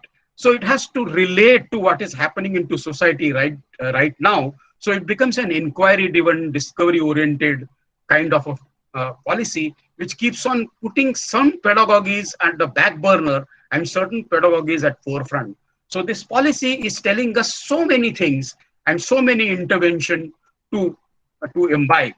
So what are the fundamental principles? The recognizing and identifying, fostering the unique capability of each student, giving him flexibility. We have been, we have had a very hard separation, no? Arts, science, commerce, teachers' education. Sir was talking about engineering education, technical education, vocational education. So how we can make it multidisciplinary and holistic? How we can emphasize the conceptual understanding, creativity and critical thinking. I think people keep on, now this becomes almost cliche that there are 21st century skills, but then 21st century skills are also changing. There's a resilience, which is a new skill which has come during this pandemic, right? So how we can become resilient as an economy, resilient as a people. So ethics, human contribution, I think this all, it keeps on promoting the multilinguality, that power of language. Because if one language is lost, one Sanskriti is lost, one culture is lost. And I think we have got a dying languages. There are several Indian languages which are dying, at the dying languages. Every literary association keeps on saying whether this language will survive. So I think it gives an center stage to the Indian language. And we believed as an Indian that lifelong learning is our motto. But this policy keeps on talking about how to imbibe these life skills and technology. So the respect for the diversity, full equity and inclusion, synergy in the curriculum across all levels of the education. Now we have kept this vocational education, skill education out of our mainstream education. And look at this irony. No, you don't get a wireman, you don't get a plumber, but we have got an educated youth, you don't get to work. So I think probably we'll have to think of this synergy in our curriculums.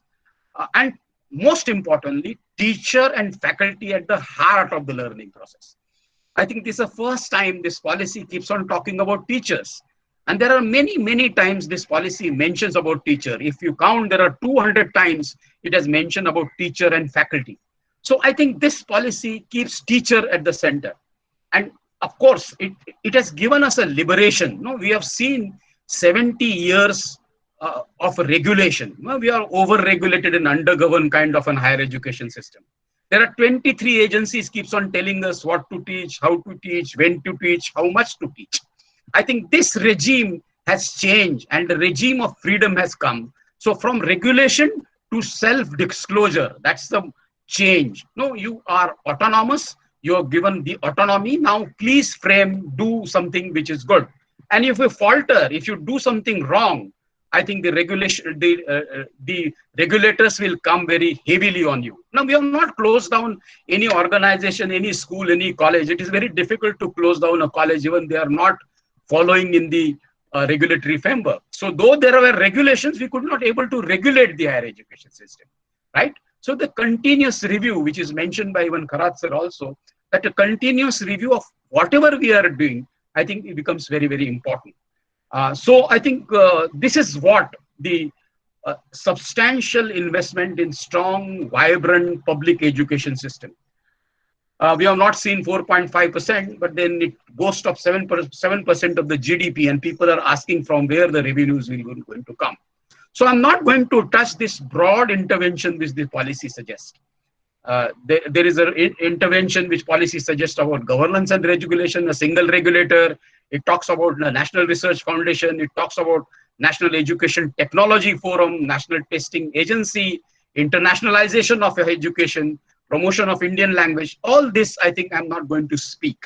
I'm going to speak about only certain key areas which are related to us, which are related to our higher education system, like phasing out affiliation, flexibility and autonomy, change in the teaching learning philosophy to inculcate the creative thinking values, the ownership, taking an ownership. I think we as a society has got on various crises.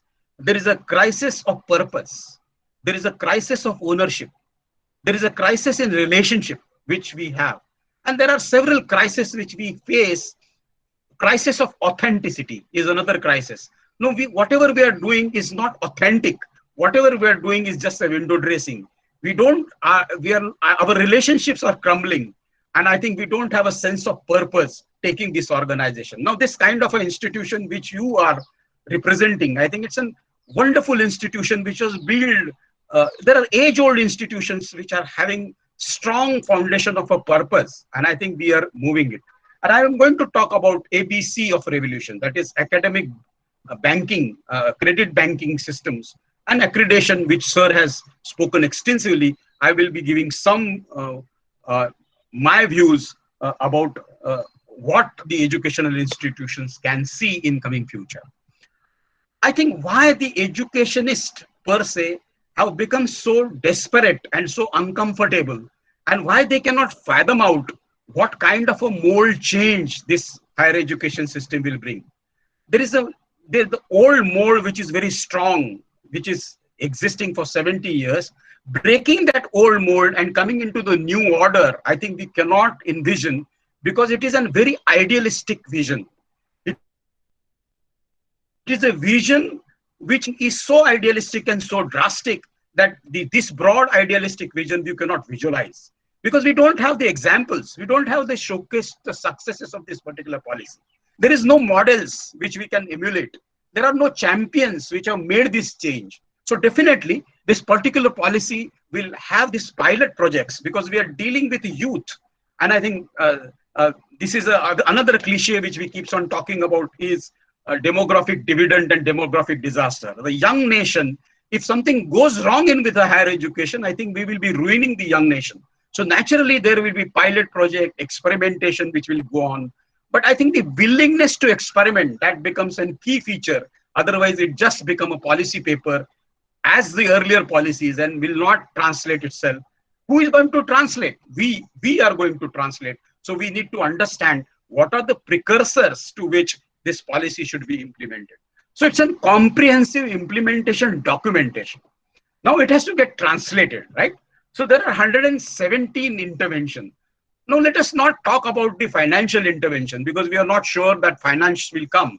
Let us talk about non-financial reform. It will require just a change of mindset, and this non-financial reform can easily be inducted in our higher education system, which is currently existing right now. So finances will come, definitely. Of course, unless there are finances, we cannot change. Can anybody stop us to write the institutional development plan? So any organization we want to change, like an organization your organization, if this organization, BM Ruya Girls College, want to change itself and take a leap into this new national education policy, I think what the institution should do is first do a status and diagnosis. What are our revenues? What is our student composition? What is our teacher strength? Teacher strength does not mean only whether he is PhD in which subject or whether he is a post-graduation. That is given, that is minimum required. There are ancillary strength of a teacher, and we never use those strength of our teacher. What are the courses which are offered? Whether the credit requirement are right, whether the multidisciplinary options are there right now in our curriculum. And from here, where we want to take our organization. What is our governing structure? Because governing structure has to change. Once we go into the hierarchical governing structure will not help. The participatory governing structure will have to evolve if you want to bring this change further. What is a teaching load? Now, the teaching load is one such parameter. I don't know who has coined this particular word, concept, teacher load. The moment the word load comes, I think I have a very vivid picture of a hamal carrying those bags on the head and I think getting a railway staircase. That's an image which it comes. I think it's not, it is a teaching pleasure. It's not a teacher's load, right? So I think we'll have to find out how the credit-based approach in a teaching load can be taken, because we will be now dealing with the credit system. What are the academic innovation right now we have? And a student support system we have taken for granted because they believe in us. There is hardly any student support system which we provide. And then create a vision document, which I feel that institutional development plan, that what will be our financial plan, how we are going to set a target. If Kharat sir is prescribing multidisciplinary, how my educational institution is going to evolve in a multidisciplinary educational institution. What are the strategies in which we are going to evolve, slowly, silently, but surely?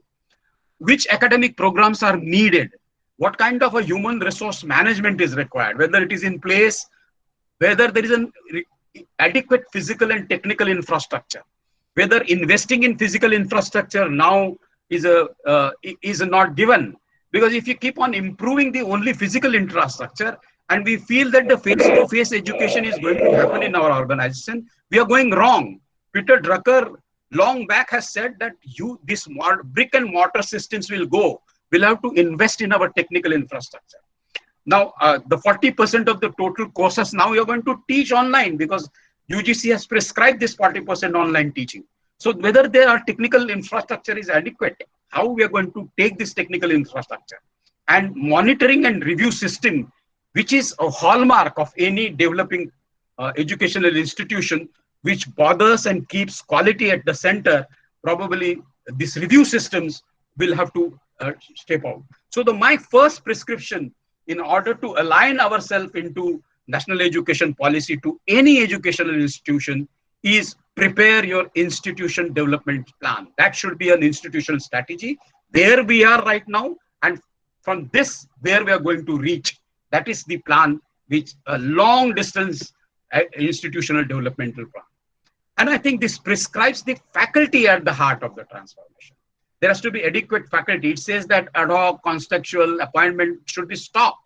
The faculty recruitment solely based on academic expertise and teaching capabilities. Now we'll have to change even faculty recruitment procedures. I think this is what they are talking about, a tenure track. It's not that once you get into the education system and once you become permanent, you become relaxed. There is a track system. No, you have to perform 5 years, then you get an extension of 5 years. And I think this in US and in any other Western countries, this tenure track system is there. And once you become a professor, you are a lifelong professor. You cannot retire after 60 years or 58 years. You will become a lifelong member of that higher education system. So I think this is changing. And if this is changing, what should be our institutional strategy? This is what is being professed. I think we'll have to establish a training center. You don't have to depend on, right now we are dependent on the orientation course and refresher course, which I think are conducted by HRD ministry's hand, human resource centers. I think those, everybody know, and we should be honest, they have made a difference. but everybody know what happens in this refresher course and orientation course. So it is not like a mass educating mass of our college. I think there is a wonderful saying in Marathi. Those who understand Marathi will acknowledge this. "आडात नाही तो पोऱ्यात कुठून येणार." If your teacher are not strong enough, how they will inculcate in the students? If the teacher don't know what is AI, how they will going to teach the AI, right? So I think the new technologies, new things. So the continuous professional faculty development should be planned in advance in all educational institutions, and a sizable amount should be kept for this continuous professional faculty development plan. And you should have your own established training center, which will cater to individual needs of a training requirement. It is not just like a training program which every teacher attends. No, every individual teacher requires a different kind of a skills.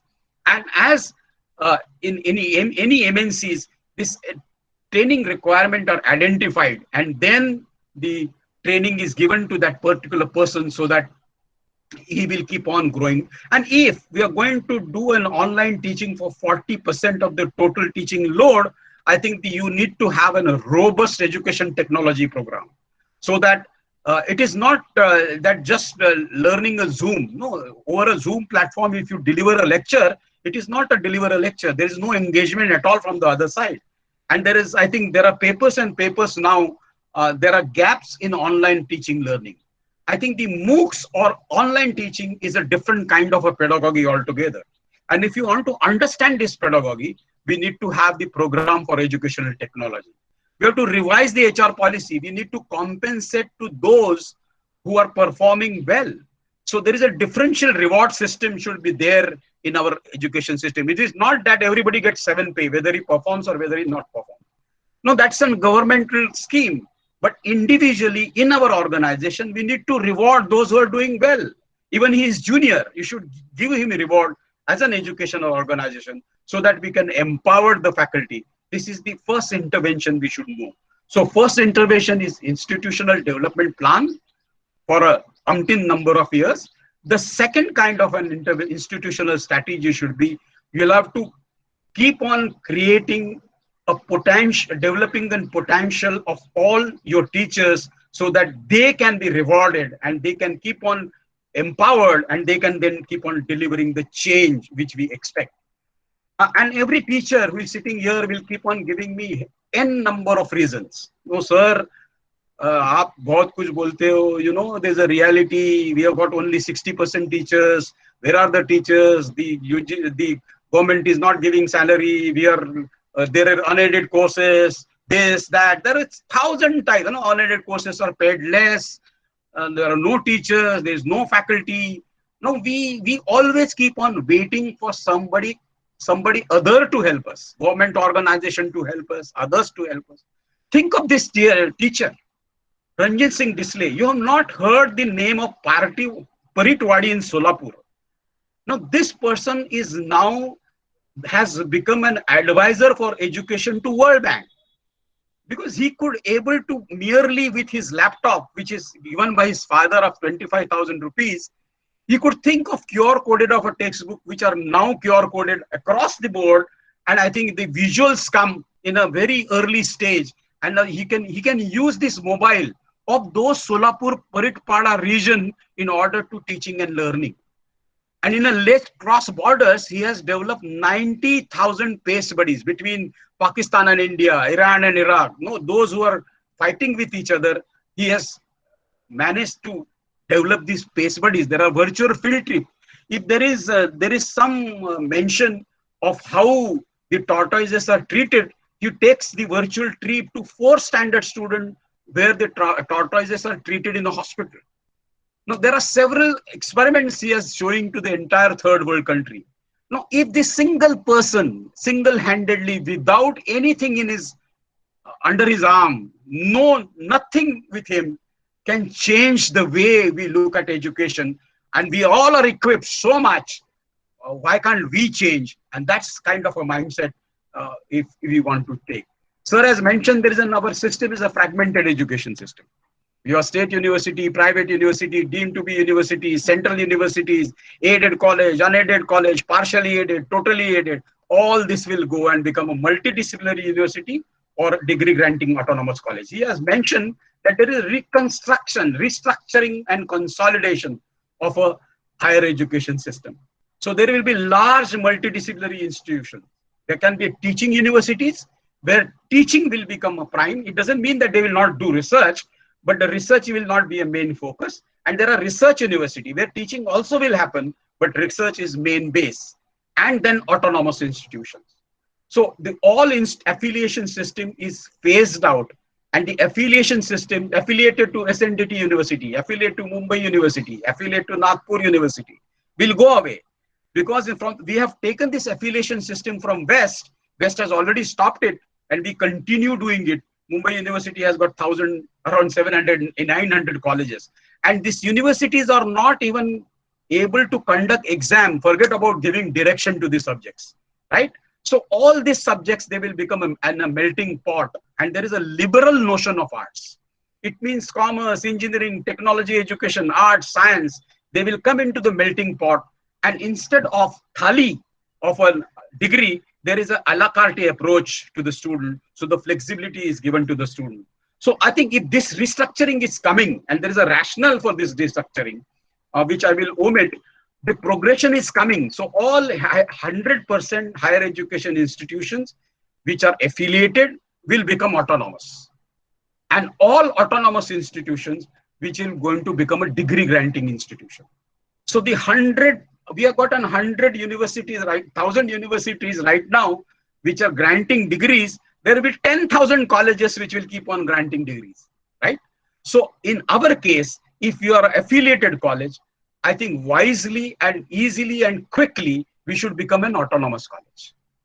And if you're autonomous college, we are going to become a degree granting college. So we need to prepare ourselves so that we can grant our degree, so that our degree is valued.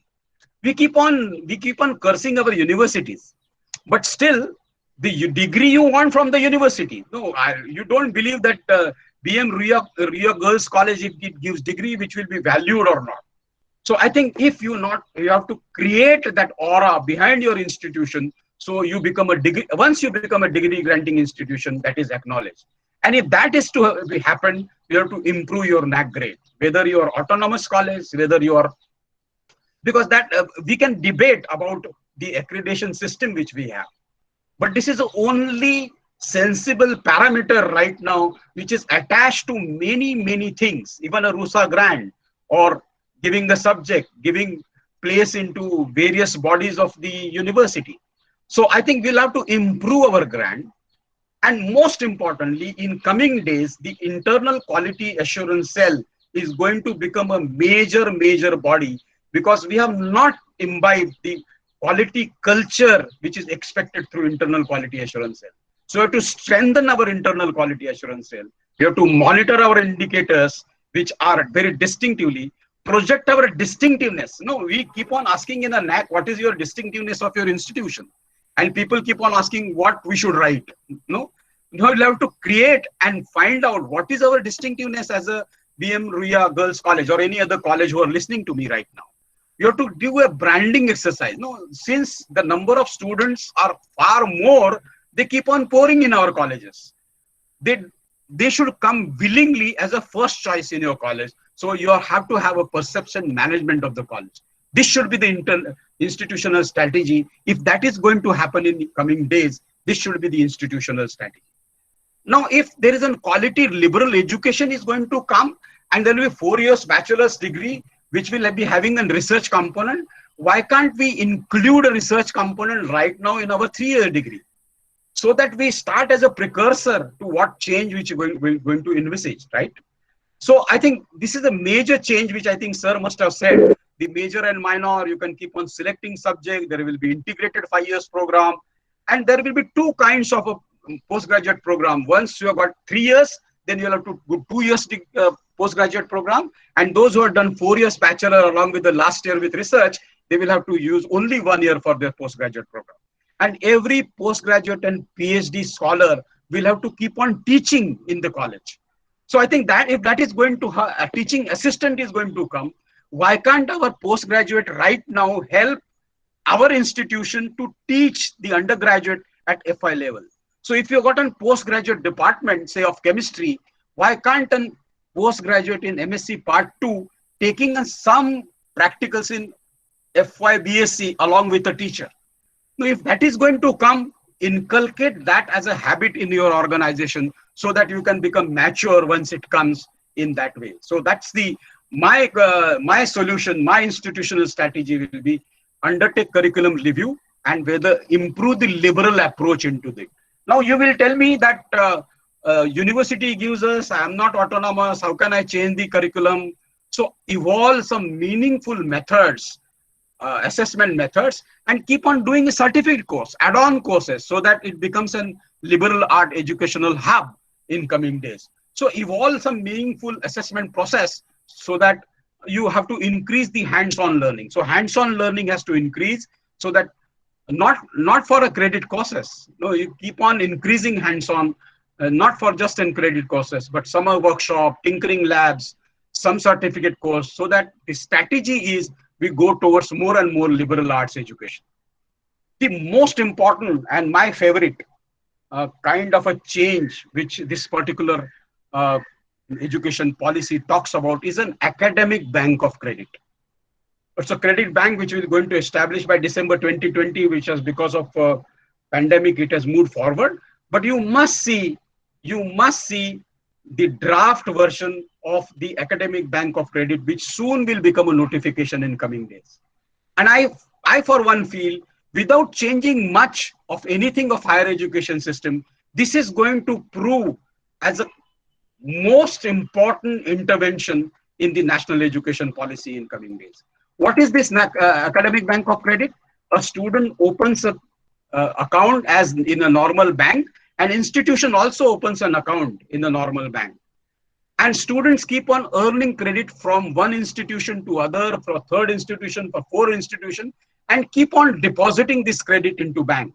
And once they accumulate this credit, he can redeem those credit for degree, diploma, or certificate, right? So he can go to MIT in Kharat sir's lecture, and he can earn something, and he can come to even Birla College, or he can go to Somaya College or Xavier's College or this university and that university, and he keeps on communicating, collecting the credits.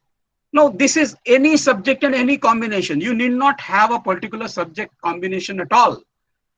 I can learn music in one institution, and I can go in other institution to learn physics of music. I am interested in knowing the political science, so I will take a political science, and Sanskrit is my language, favorite language. I can learn Sanskrit. I think this kind of a mix, there is no specialization. So notion of specialization is broken, and it becomes more interdisciplinary, because every institution, what that institution can offer has got a limitation, isn't it? If you ask the BM Rio College to offer many courses, it is not possible for them, right? Because of a several constraints. But if I go to, if one institution cannot offer everything, let me allow to student to go to multiple institutions which are offering a bouquet of courses in their institution, and they are doing well.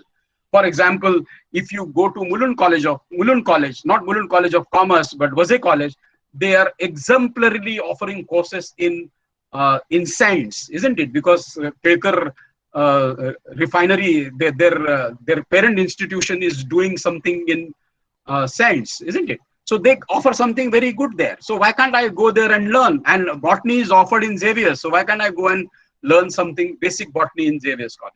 So there is a notion of specialization is broken. Notion of branches is broken.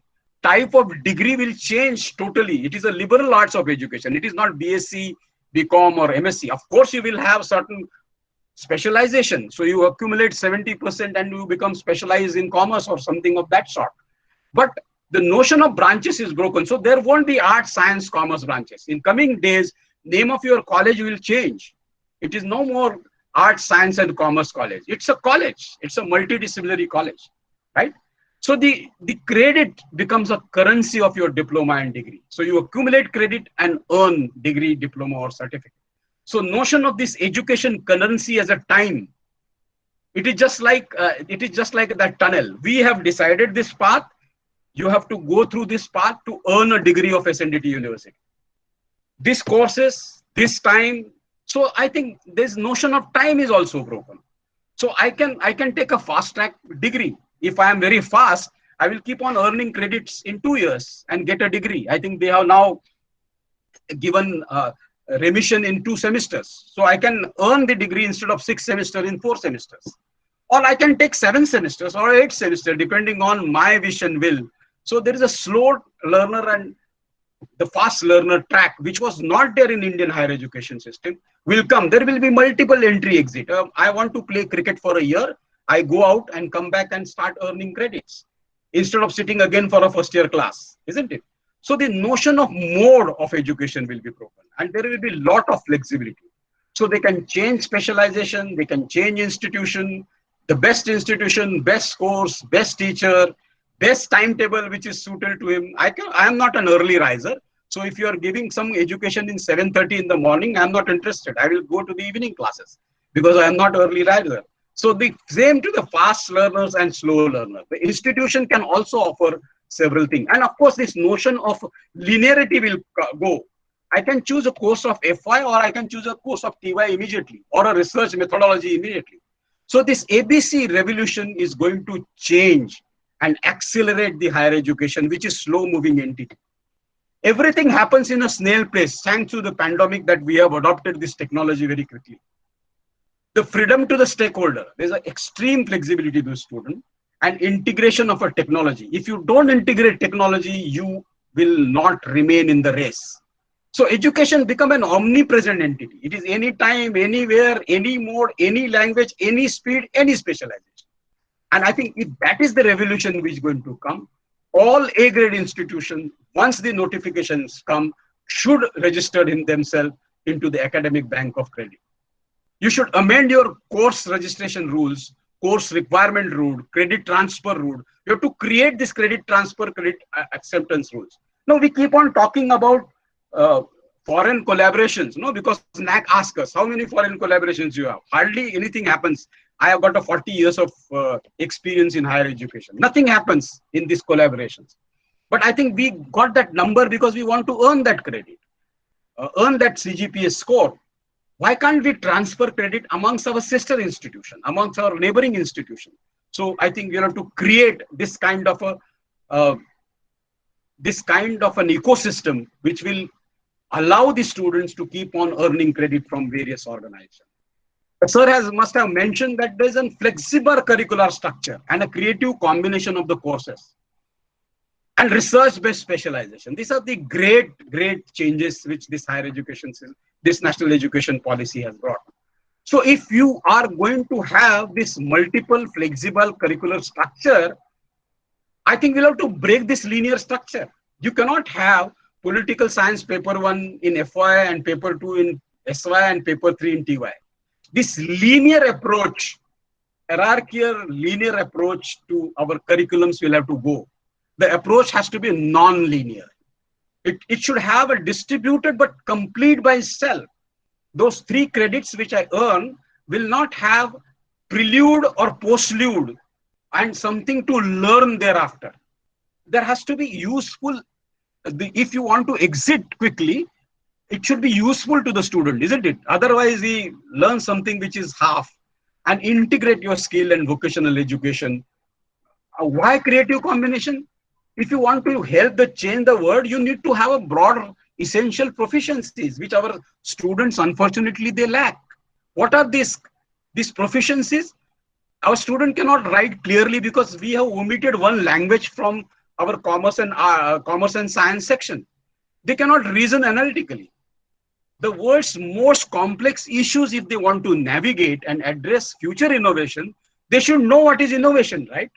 There are unforeseen challenge, and if I have to believe Yuval Harari, who says that we will be creating a nonsense class if you don't give a right kind of skill set to our education, because the skills is the currency and lifelong learning is nothing but an oxygen in a future, because our students are going to change three 3 careers in their lifetime. I'm not talking about 3 different jobs. I'm talking about 3 different careers, which will require a different skill sets.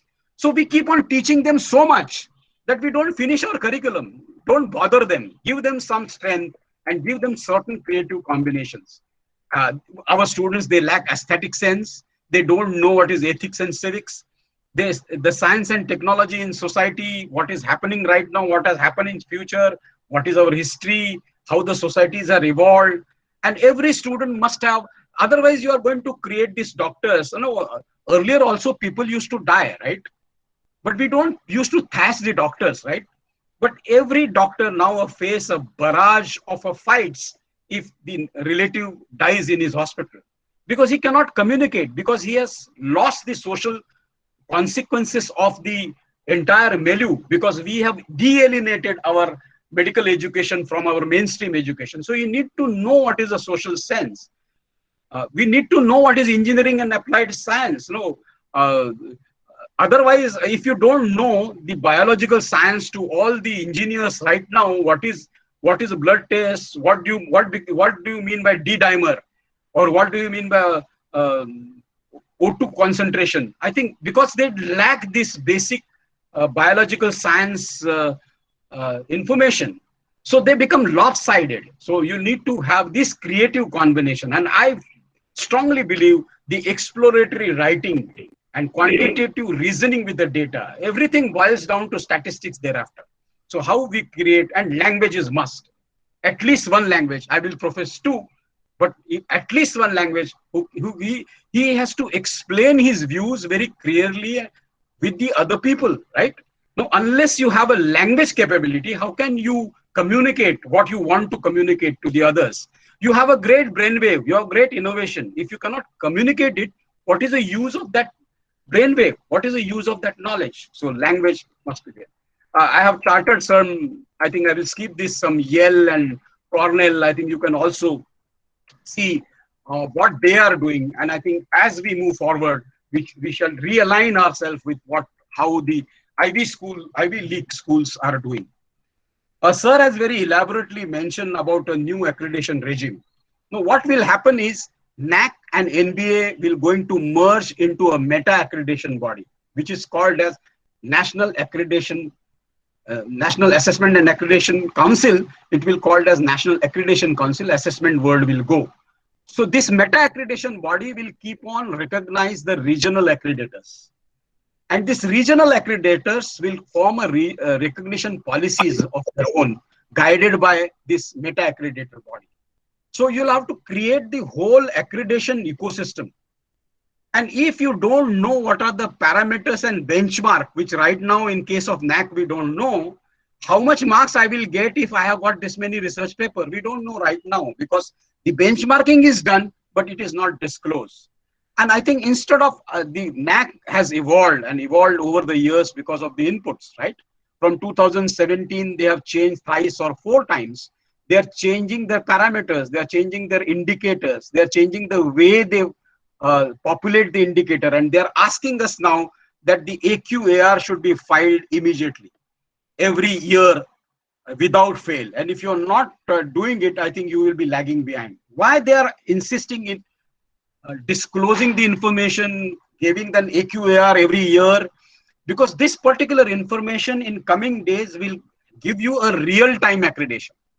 No, nobody has to come and accredit you if you populate the information. And that is why I prefer one college, one statistics, one college, one data kind of a thing. No, don't keep on giving different data to various agencies. Then DVV will catch hold of you, isn't it? And from graded autonomy, they will be going a graded accreditation. They will be going for a binary accreditation. Means either you're accredited or you're not accredited. So first 15, 30 years, they will keep on moving towards the accreditation system, and they will keep on accrediting the institution in a graded manner since they become autonomous, and then thereafter there will be binary in accreditation. And I for one feel that there can be a real-time accreditation. Why every 7 years or 5 years, or in some institution 10 years, you come and see what is the quality? Every year you have to measure whether you are doing well or not. So there has to be a real-time accreditation framework, which will keep on telling right at this moment how your institution fare. And for that, you'll have to populate the data every year. And I think why external agency coming us and talking about our own accreditation? We'll have to accredit ourselves as an internal quality assurance cell. They are the watchdogs. They should see the parameter and where we are failing and where we are going down, isn't it? And they should put a red flag saying that this is where we are going out. And sir has rightly pointed out, and I for one feel, there has to be outcome-based accreditation. Inputs are important. How many classrooms, how many laptops, how many smart classrooms, they are important, I agree. Even a process is also important. Teaching, learning process, evaluation process, student support system process, monitoring process. But all this input and processes, what is important is output. How much he has learned is more important. That this famous story which every academician tells, that one small kid asked, told the entire community that I have taught this dog singing. An entire community gathers around and he orders, dog, please sing. Dog, of course, barks. And everybody is very unhappy with the child. And they start abusing him. The child's answer is our answer as a teacher. I told you, I have taught him singing. I have not told you that he has learned.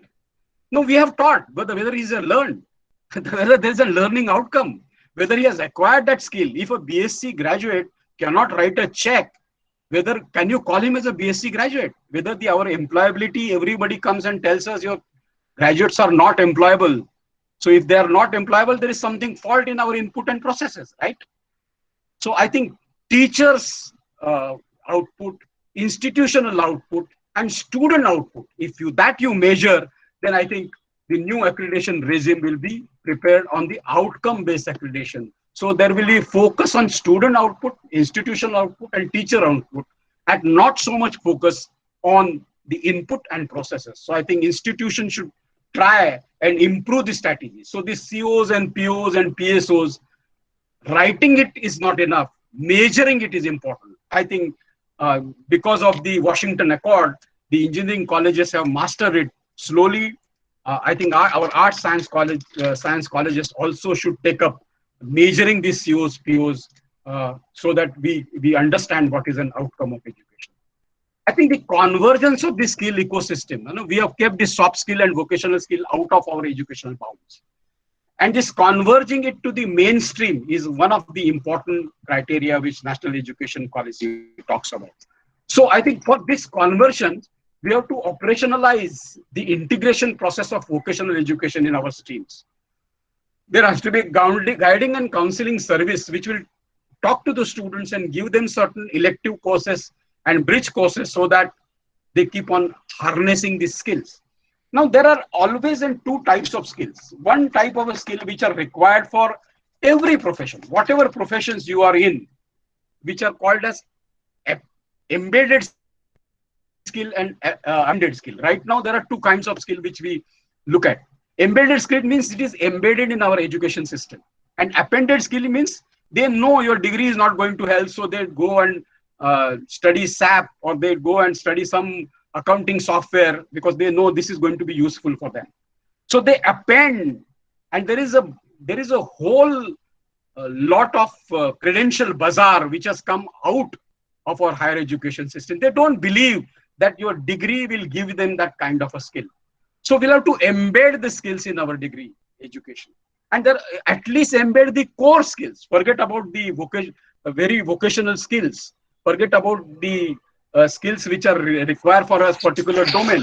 But language, communication, numeracy skill, basic skills, critical thinking skills, that at least we should start embedding in our curriculums. And I think that will help to converge the skill and vocational education. I'm not going to talk about the governance and national foundation. To sum up, it's a well-intended policy, but the implementation is key. And I, for one, feel that every academician, we should be on a forefront in a whatever way, whatever potential he has to understand and try to implement this path-breaking transformational policy so that it becomes active. The policy as an opportunity to look inwards. We need to see ourselves, whether we are fostering innovation, when the world is fostering innovation. There are disruptive technologies, whether we are getting this, whether we are blind to future. The future is now and here. Elon Musk has sent the vehicle, and I think he and his brother is now planning to take an voyage on a different planet as a holiday, right? I think AI is disturbing everything. Now, all these disruptive technologies which are coming, but we are not seeing them. Autonomous vehicle is running on the roads. It has run thousands of kilometers without accident. The energy is changing. Everything is changing. So I think game changer in the institution is use the effectively with a required vision. And I have chartered on the basis of my experience what can be an institutional strategy in order to implement this particular activity. So the ball is in our court. When the teachers assume a leadership and work together, it will produce a synergetic effect. And nothing can stop the institution to becoming great. And nothing will stop to making our country great if all of us come together like this Ranjit Singh display so that we can change the world. I'm open to question and answer, and I think my colleague, thanks to my colleague and fellow panelists, Dr. Kharat, who is also present here for the question and answer.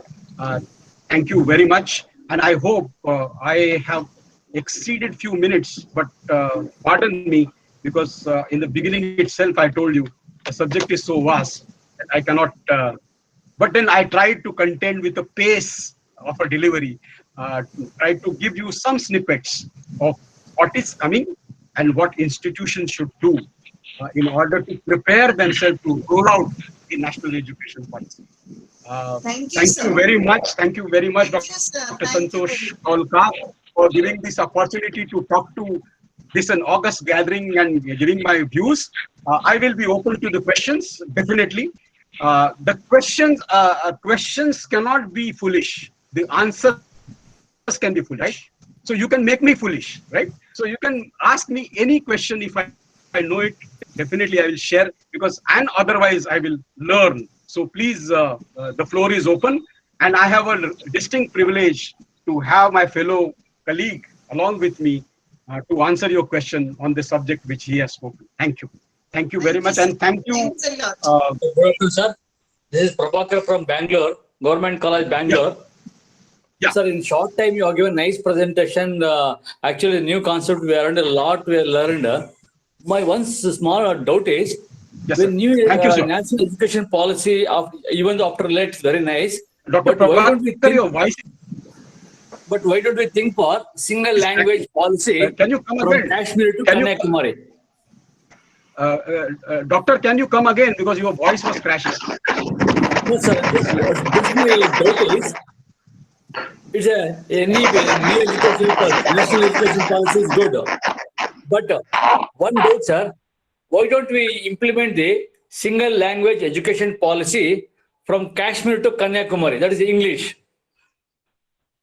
Yeah, I think yes, we can have English as a, but I think what the entire education is, there is always a issue about a language, and I think it is time and again made very clear, especially two language theory, especially the national education policy first gave a sense that entire language in the schools will be changed into the mother tongue or a state language.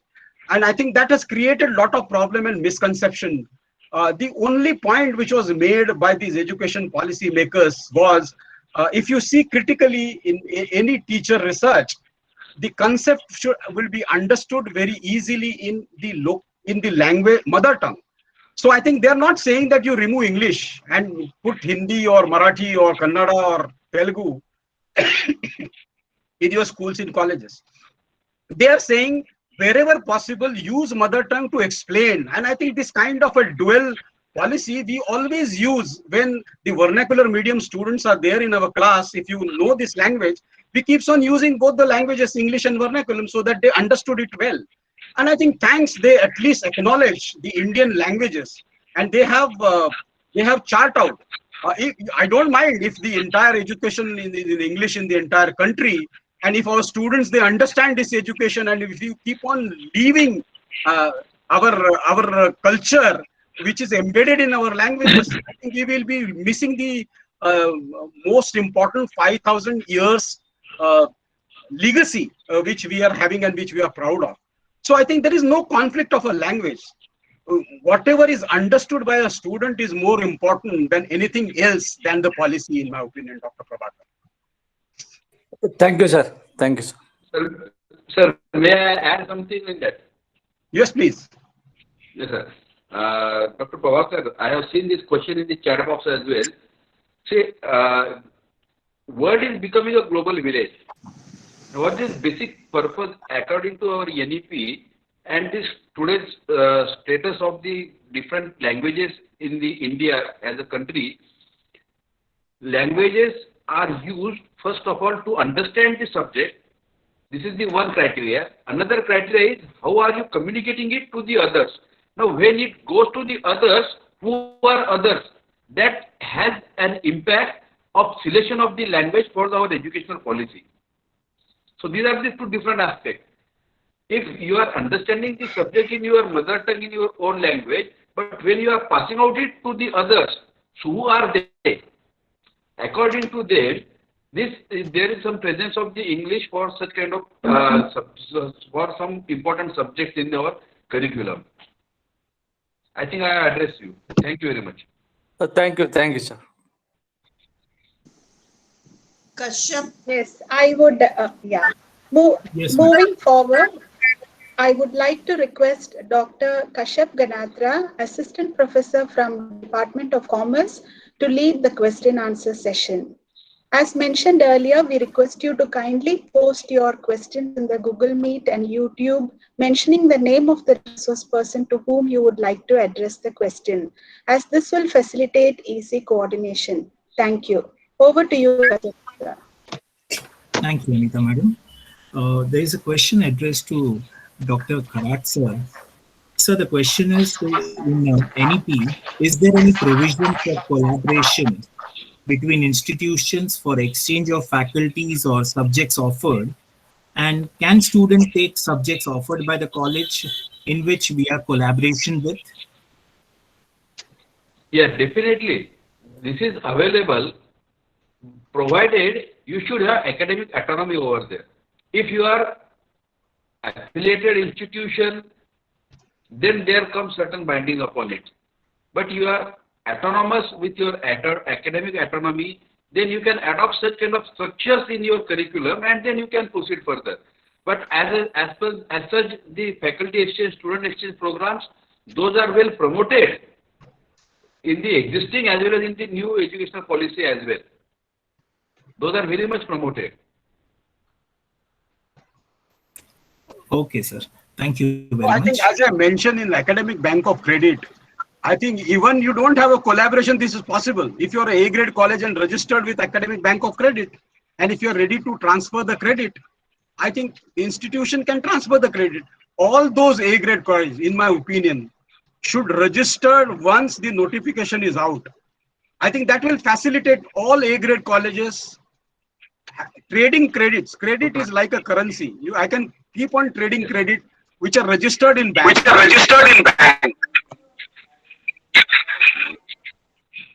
Right, sir. Thank you, sir. Thank you very much. So there's one last question, which Dr. Kalpana Dikshit madam has put, that when our content is being changed, mode of teaching, learning is also being changed, then what is the need of having NET? Appointments should be on the basis of multiple and research experience.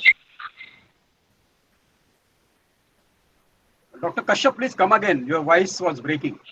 Sorry, sir. I'll repeat the question. So Dr. Kalpana madam is having a question that when our content is being changed, mode of teaching, learning is also being changed, then what is the need of having NET examination?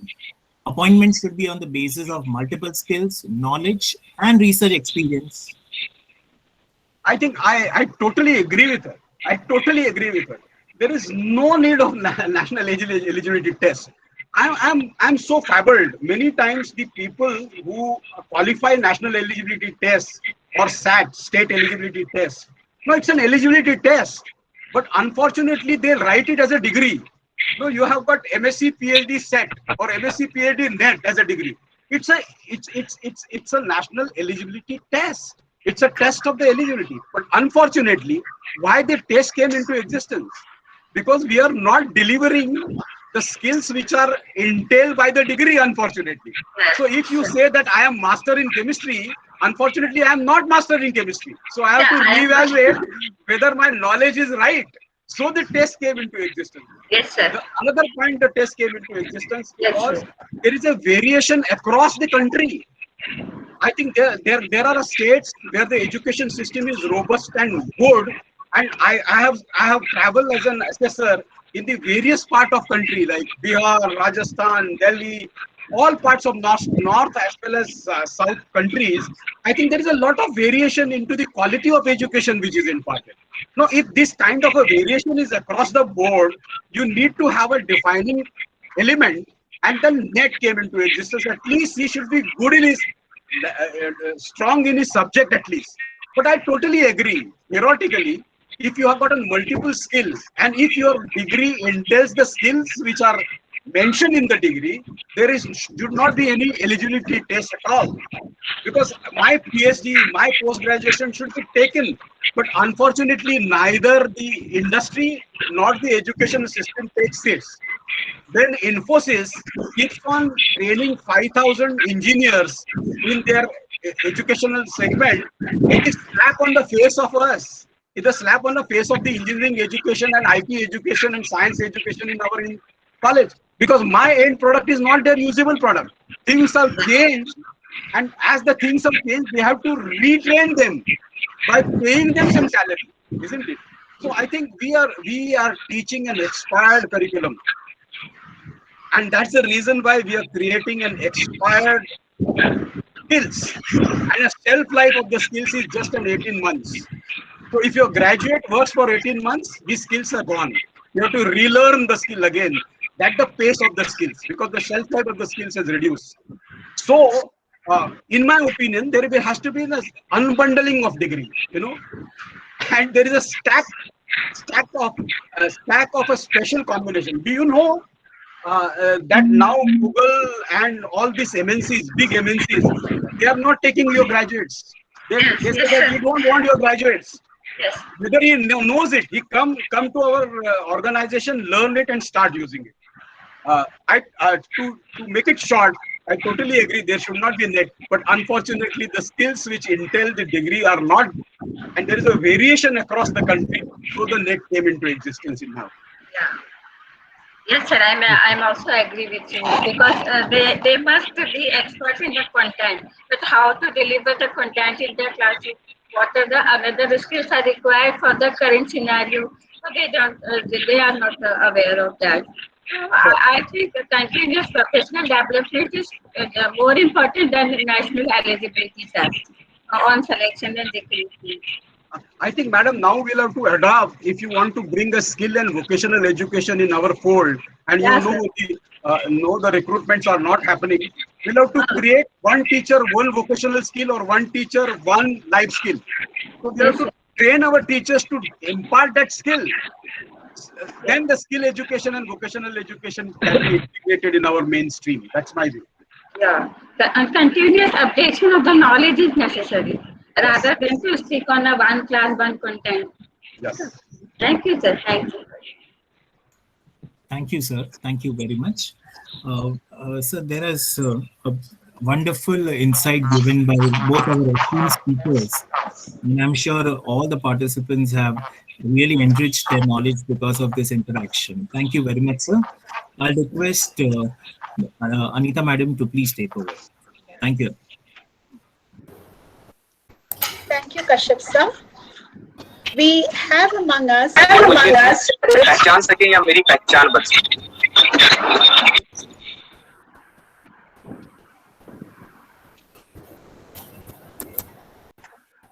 We have among us respected principal from a renowned institution present who will be sharing her afterthoughts of today's webinar.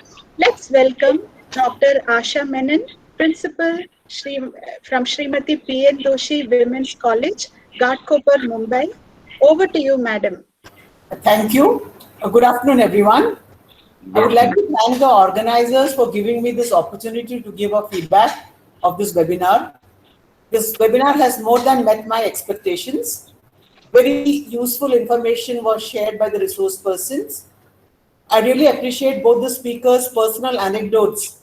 I feel it drives the important points home. Dr. M.U. Kharat sir elaborately discussed problems with HEIs related to accreditation. He emphasized that accreditation will bring quality in HEIs and it is a crucial responsibility of all of us. NEP propagates multidisciplinary HEIs and ODLs which will ensure full access. Dr. Vijay Joshi sir's presence and experience gave more meaning to what he said. Your enthusiasm is contagious, sir. You rightly said NEP 2020 is a revolution and we need to gear up for the same. ABC is definitely going to be a game changer in higher education. I would like to appreciate the organizers for inviting such engaging, talented speakers. Great program, really well organized, with plenty of details in each session. Thank you for helping us become more aware of different aspects of NEP 2020. Thank you so much. So along with Dr. Prabhakar and many others, you have to extend your lunch hours, and we are very sorry for that. But we cannot manage the time. So sorry, because Dr. Prabhakar writes that we have missed our lunch. I have also missed our lunch. Now there was a sumptuous lunch for a thought. Now we can have a lunch. I am also going for my lunch. Thank you very much for giving us chance to elaborate. Thank you, Thank you, sir. Santosh. Thank you, Joshi, sir. Thank you, Joshi, sir. Namaskar. Namaskar, Kharat sir. Namaskar. Namaskar. Thank you. Thank you, sir. We are pleased and delighted to have the presence of Principal Dr. Asha Menon, Madam, at this webinar. We truly appreciate your time of sharing, Madam. Thank you so much. We've had a very fruitful time, as Sir just mentioned. And as we come to the close of this webinar, I invite Dr. Nuruzia Kasi, Madam, IQAC Coordinator of our institution and Head of the Department of Commerce, to propose a formal vote of thanks. Thank you. Good afternoon, everyone. It's my privilege to propose the vote of thanks as we conclude the day 11 of National Webinar Series on National Education Policy 2020, Prospects and Challenges in Higher Education, a roadmap for transforming higher education, organized by Department of Commerce in association with Internal Quality Assurance Cell. We are privileged to have the constant guidance, encouragement, and support of our esteemed management who have been forefront in the growth and development of the institution. We express our sincere gratitude to President of Marwadi Sammelan, Advocate Shri Sushil Vyasji, Honorable Secretary Shri Suresh Devraji, Convener of BM Ruya Girls College and Trustee of Marwadi Sammelan, Shri Shrikant Dalmiaji, Convener of Sitaram Devra Institute of Management Studies, Shri Vijay Singalji, and other respected members of the management for their continuous motivation and support in all our activities. We are honored to gain valuable insights from our eminent speakers in the fruitful discussion during today's webinar. Our sincere gratitude to Dr. Kharat sir, Professor and Head Computer Engineering Department, MET's Institute of Engineering, Maharashtra, for his valuable expertise. Our heartfelt gratitude to Dr. Vijay Joshi sir, Chief Consultant, RUSA, Maharashtra, for his valuable knowledge. The distinguished speakers have enlightened the audience with their extensive knowledge and guidance. We are grateful and feel privileged to get the opportunity to gain immense knowledge and from their expertise. We are grateful to our guiding force and source of inspiration, our principal, Dr. Santosh Kaul Madam, who's the pillar of strength and support in all our activities. Her constant encouragement and motivation inspires us to organize programs of utmost importance for the students, staff, and stakeholders. We are indeed thankful to all the directors, principals, heads, professors, faculty members, students, alumni, and all the participants for their gracious presence on this virtual platform on Google Meet and YouTube Live from all over India. We are thankful to India Yuva Chaupal News Network for the media coverage. We would like to thank Srimati Shruti Madam, Associate Professor Psychology, Cultural in Charge, and also the counselor at the College Counseling Cell, Mantrana, for her continued support and motivation in all our programs. I'm thankful to the IQAC members, all teaching and non-teaching staff for their endless efforts and consistent assistance to ensure that every program is conducted successfully. We would like to share with you the title of our Day 12 of our next webinar in the National Webinar Series on National Education Policy 2020 Prospects and Challenges in Higher Education, Leveraging Technology and Media for Educational Reforms, which will be organized by the BCA and BAMM in association with the Internal Quality Assurance Cell, which is scheduled on June 29th, 2021. The eminent resource person will be Dr. Anita Chavre, Madam, Head, Department of Computer Science at SNDT Women's University, Juhu Campus, Mumbai, and she will be talking about NEP 2020, Reimagining the Role of Technology. The second speaker would be Dr.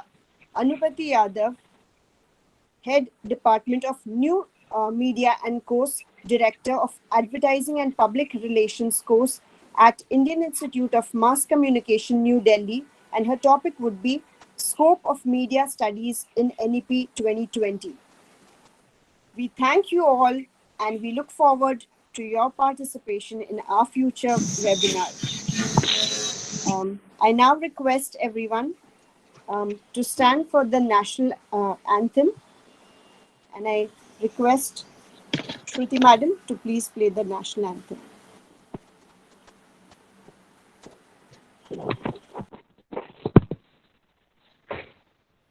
Jana Gana मन अधिनायक जय हे भारत भाग्य विधाता पंजाब सिंध गुजरात मराठा द्राविड उत्कल गंगा विंध्य हिमाचल यमुना गंगा उच्चल जलधि तरंगा तव शुभ नामे जागे तव शुभ आशीष मांगे गाहे तव जय गाथा जन गण मंगल दायक जय हे भारत भाग्य विधाता जय हे जय हे जय हे जय जय जय जय हे